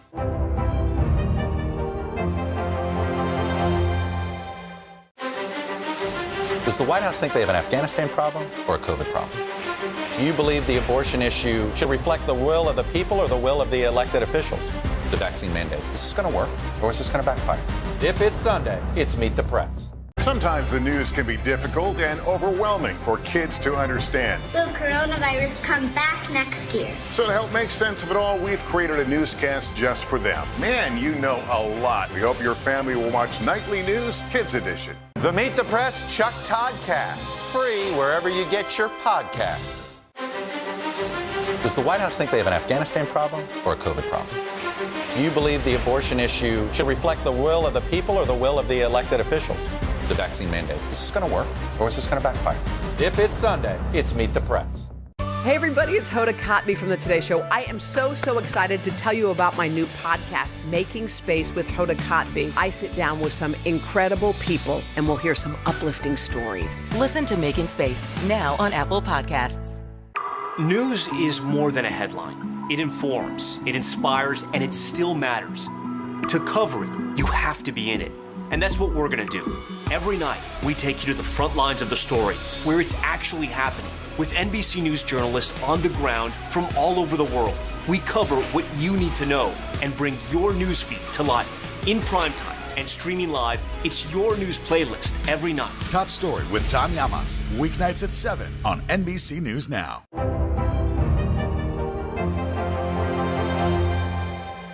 Welcome back today on Hoda and Jenna. We've made it through the week, so it's time to kick off the weekend with some feel-good fun. Take a look. It's time for a little meme time. We love that. That's what we do on Fridays. It just amuses us. Maybe you're bored with it. We love it. Okay, so we try to find a weird picture that we post on social media, and then you guys come in with great captions. Okay, and again, you did not disappoint. So out of hundreds of responses, this is that's the picture.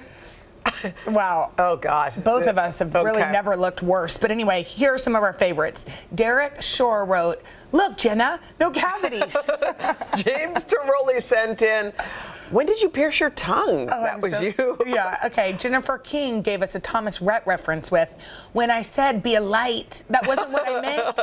Ashley Epley went with, "Do I have something stuck between my teeth?" Okay, Lauren wrote, "When you beat Jenna and Donorama." Oh, I like that. And finally, Susan Ulrich said, "I said how, not halitosis." Oh no, a new nickname that people are going to call him. Yes, they're going to call him halitosis when he doesn't brush his teeth. No, they won't. That's like when Mila gets mad and calls Poppy Poopy Poppy. Well, that's what happens. They used to call me Hody Commody, like the Like the toilet? Yeah. You know, one time a friend of mine in high school gave me a swirly. Have you ever been given a swirly? No. He lifted me, he put me in the toilet and flushed it. Your head and or my your hair, head? My head your in the toilet, my head came out. Like a swirly? Like a swirly. Okay, that's very unsafe. That was disgusting, Will Bridges. Okay, if you want to join in next week, follow us on social media at Hoda and Jenna, and you might see your meme on the show. Speaking of swirly, this next story is for you. Okay, so every class has a class clown when they're in grade school. And you have described the feeling you got as a child when you got to laugh, like intoxicating. Yes, and my parents said they wish they hadn't laughed so much. Because you kept doing it? Because then I continued. Okay, so then you were that way at home. What about when you went into school? When I was little, probably not, but in middle school, I went through a class clown phase. You did? So what did you, like what stuff? Like I broke a pen on my face on purpose and stuff like that. Stupid stuff. But it did make the class laugh. But they say if you have a class clown in your little midst, this is good news. Funny kids were also some of the brightest in class because you had to have that sense of timing, that sense of everything to make your stuff I wish I had known that in third grade. So a new study suggests that kids with a strong sense of humor could also have high intelligence. See, that's good. Researchers report children with higher than average levels of knowledge and verbal reasoning excel at humor. Isn't it funny when we see our kids have great timing or crack a joke and get it? You're like, oh my gosh, you get it. But Poppy is so funny. Is she? She's like, we call her Little Amy Schumer because she kind of has physical comedy too. So what does she do? Like she just is so funny.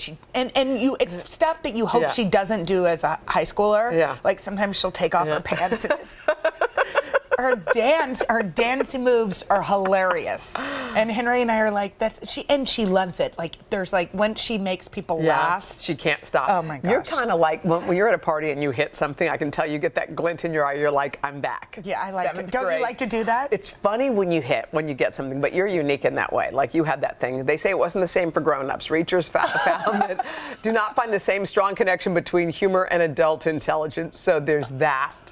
Oh. So what does that mean? Funny grown-ups? You lose it? So funny kids don't turn into smart grown-ups? No. Oh, they turn into dumb grown-ups? No. What happens? No.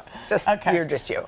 Do you guys ever have dreams that involve work or people at your workplace? Yeah. I have it a lot.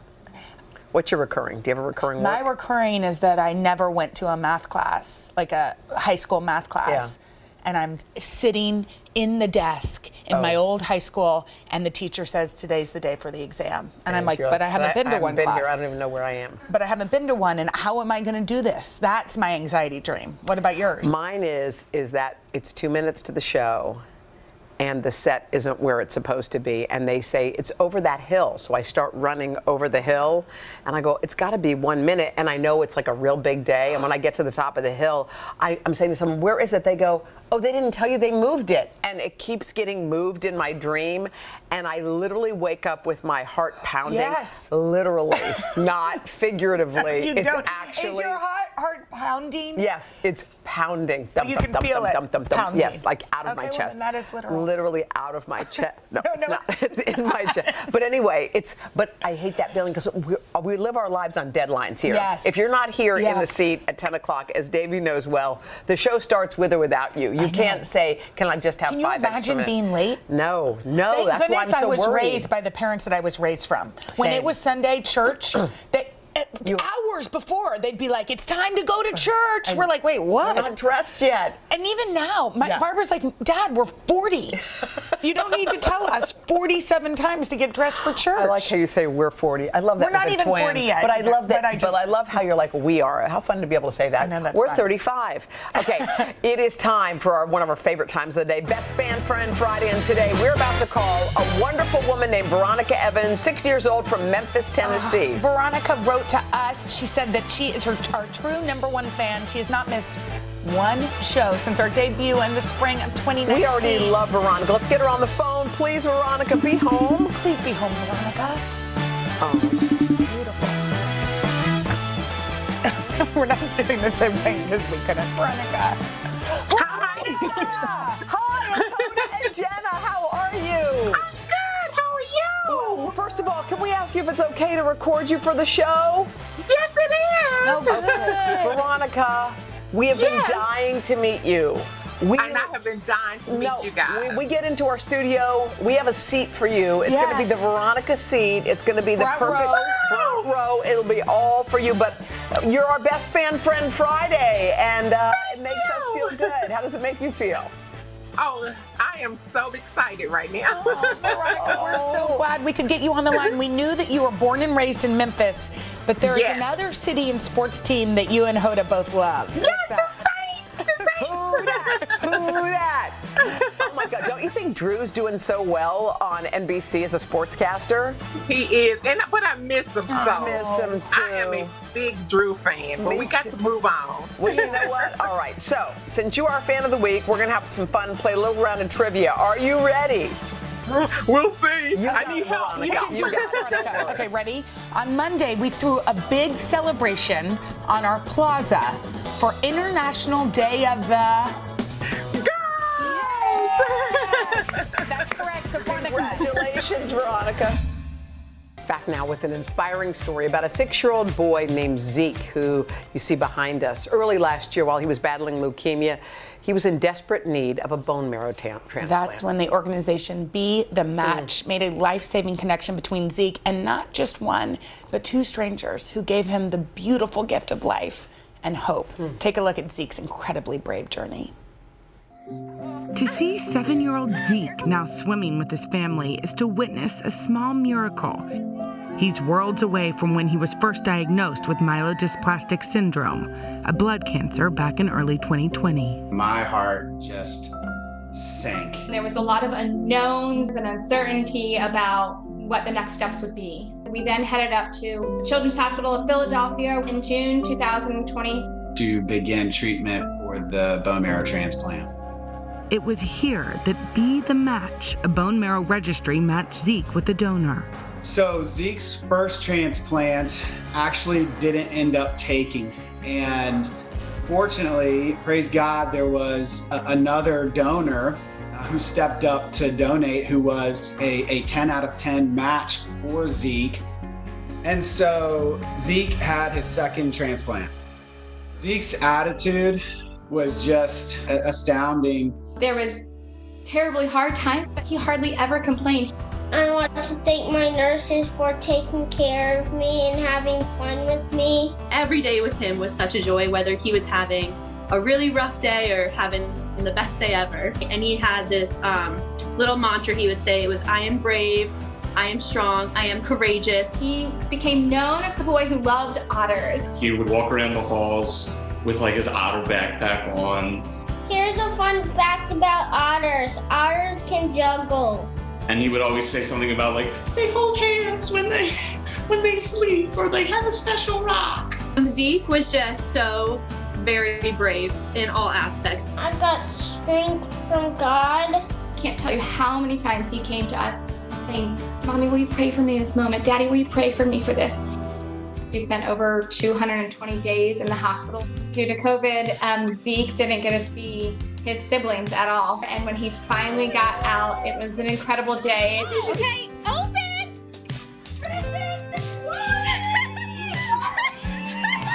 So on July 28th, 2021, it was told to us that Zeke was cancer-free and 100% donor cells, which was music to our ears and just a joyous celebration of a victory that the Lord gave us. I'm feeling better these days and it feels good to be out of the hospital.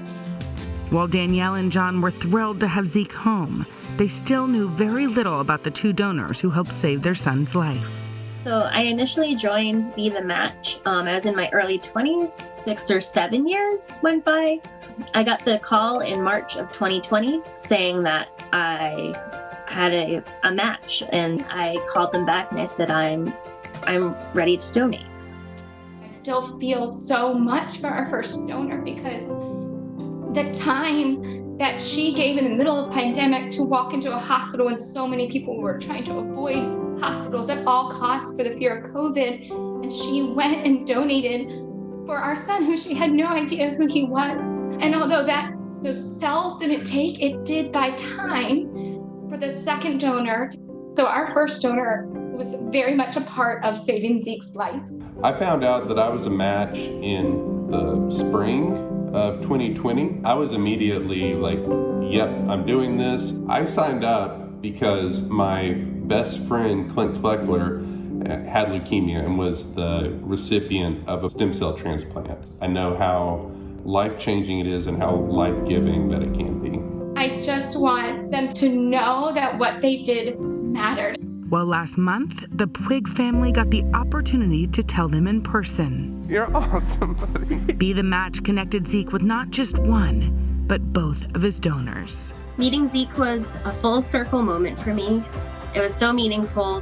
Jen was nice. Because she donated, that prolonged his life, and it served as an absolutely necessary bridge. Mark was very tall, and it's cool that we have the same cells. Got a friend for life in Zeke, and with Zeke's family too. It was surreal. Feelings of gratitude towards both of these strangers that donated cells to our son, who was a stranger to them. When we saw Mark, he has the same cells as our boy, and I didn't want to stop hugging him. So life now is very adventurous, and we just got to go on our first family vacation for a week long in almost 2 years. And it was really fun, and I floated on my back like an otter. Here he is a year later, getting to swim, play, be with siblings, all because of two people. I would 100% donate again if I was asked to. I would do the same thing again. I'm grateful for Jen and Mark because they just saved my life. Today Talks continues after the break. Good morning, everybody. Welcome to Today. Let's go. Is the Delta variant more dangerous to kids, or is it simply more transmissible? Maryland's Principal of the Year. I served an amazing group of staff and students. Does the White House think they have an Afghanistan problem or a COVID problem? Do you believe the abortion issue should reflect the will of the people or the will of the elected officials? The vaccine mandate. Is this going to work, or is this going to backfire?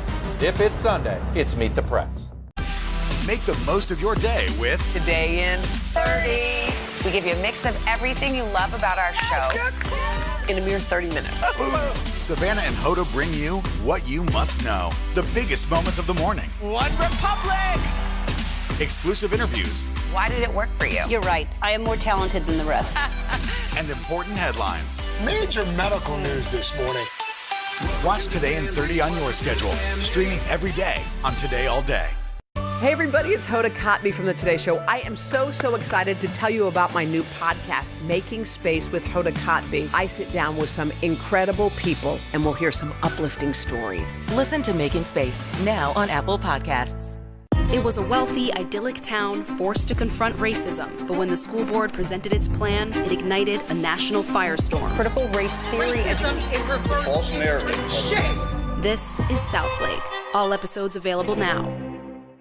Look at looking forward to hearing this next story. It has all the makings of a Hollywood movie, a prison break, a new identity, and a second chance. Get this, it centers around a man named Bobby Love, who lived most of his life with a very big secret. I mean, guys, he even hid it from his wife, Cheryl, until his past caught up with him. They share their story in a new book, The Redemption of Bobby Love, a story of faith, family, and justice. I say my prayers when I go to bed. I say my prayers when I get up in the morning. I'm the most fortunate person that I know, really. We're sitting right here and now. We're holding hands. I'm with him, loving him. Yes. Bobby and Cheryl Love met in the early 80s while working at a Brooklyn medical center. I was a dietary aide, and Bobby at that time was a pot washer. They wed in 1985, had 4 children, and built a beautiful family. While working multiple jobs, Bobby still made time to coach Little League and serve as a church deacon. I never got in any type of trouble. I was straight and narrow on my jobs. Cheryl, what was he like? He was a smart guy. He made people laugh. He made me laugh. I mean, I felt good around him. But then, on one fateful day in 2015, a door knock changing everything, and a secret Bobby was hiding for nearly 4 decades came to light. This is where it happened. Tell me about that day when your life changed. I was fixing a cup of tea, and there was this loud knock at the door.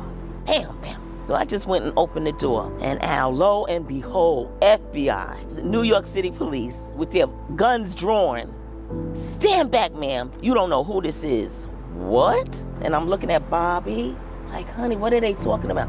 But he's not looking at me. I'm crying. This is overwhelming. They said to me, "What's your name?" I said, "Bobby Love." He said, "No, I want your real name." Then I said, "Walter Curtis Miller." Turns out Bobby was a fugitive from North Carolina who had changed his identity, but Cheryl never knew. What happened? What was the turn where you came off the path? You know, being in the Jim Crow South, the opportunities was limited. I mean, I was young. I just wanted more than what I had, and started stealing. Back in 1971, he was arrested and charged with armed robbery, then convicted and sentenced to 25 to 30 years. In 1977, escaping from a prison transport bus. When the bus got to a certain point, making a turn on that intersection, I jumped off the back of the bus. Where do you go? I found my way to the bus station in Raleigh. With a one-way ticket to New York City, he turns himself into Bobby Love and meets Cheryl. Are you thinking, Bobby, at some point, do I tell this young woman about my past? I found Cheryl to be very honest about everything. She would probably would have told me to turn myself in. Would you have? Absolutely. In the back of your mind, are you worried that someday that past is going to come knocking on your door? Not at that time. How come? I said to myself, I'm not ever getting any more trouble. Now, arrested again, Bobby was extradited to North Carolina, back to prison. The lawyer who in New York, when he had got arrested that day, she called me. She goes, Cheryl, so when you go to see Bobby, you're gonna say, I'm here to see Walter Curtis Miller. When I hung that phone up, I said to my daughter, oh, that's your father's name. While you're in there, do you think about the people that you might have wronged? Yes, I do. I was at a place now where, I'm regretting a lot of things. I'm, starting my journey, my walk, and believing in God. What was this like for you during this time when he was in jail? I said, you're gonna get out of there. You've been doing the right thing. God will forgive you for your past. And, I forgive you. I want you to forgive yourself too. Bobby was paroled in 2016. Today, the Loves, walking fully in their truth, with hope that this story of faith in each other resonates. Are you guys proof that there is redemption? Yes. Absolutely. Turning your life around. There's always room for that. And he is free now.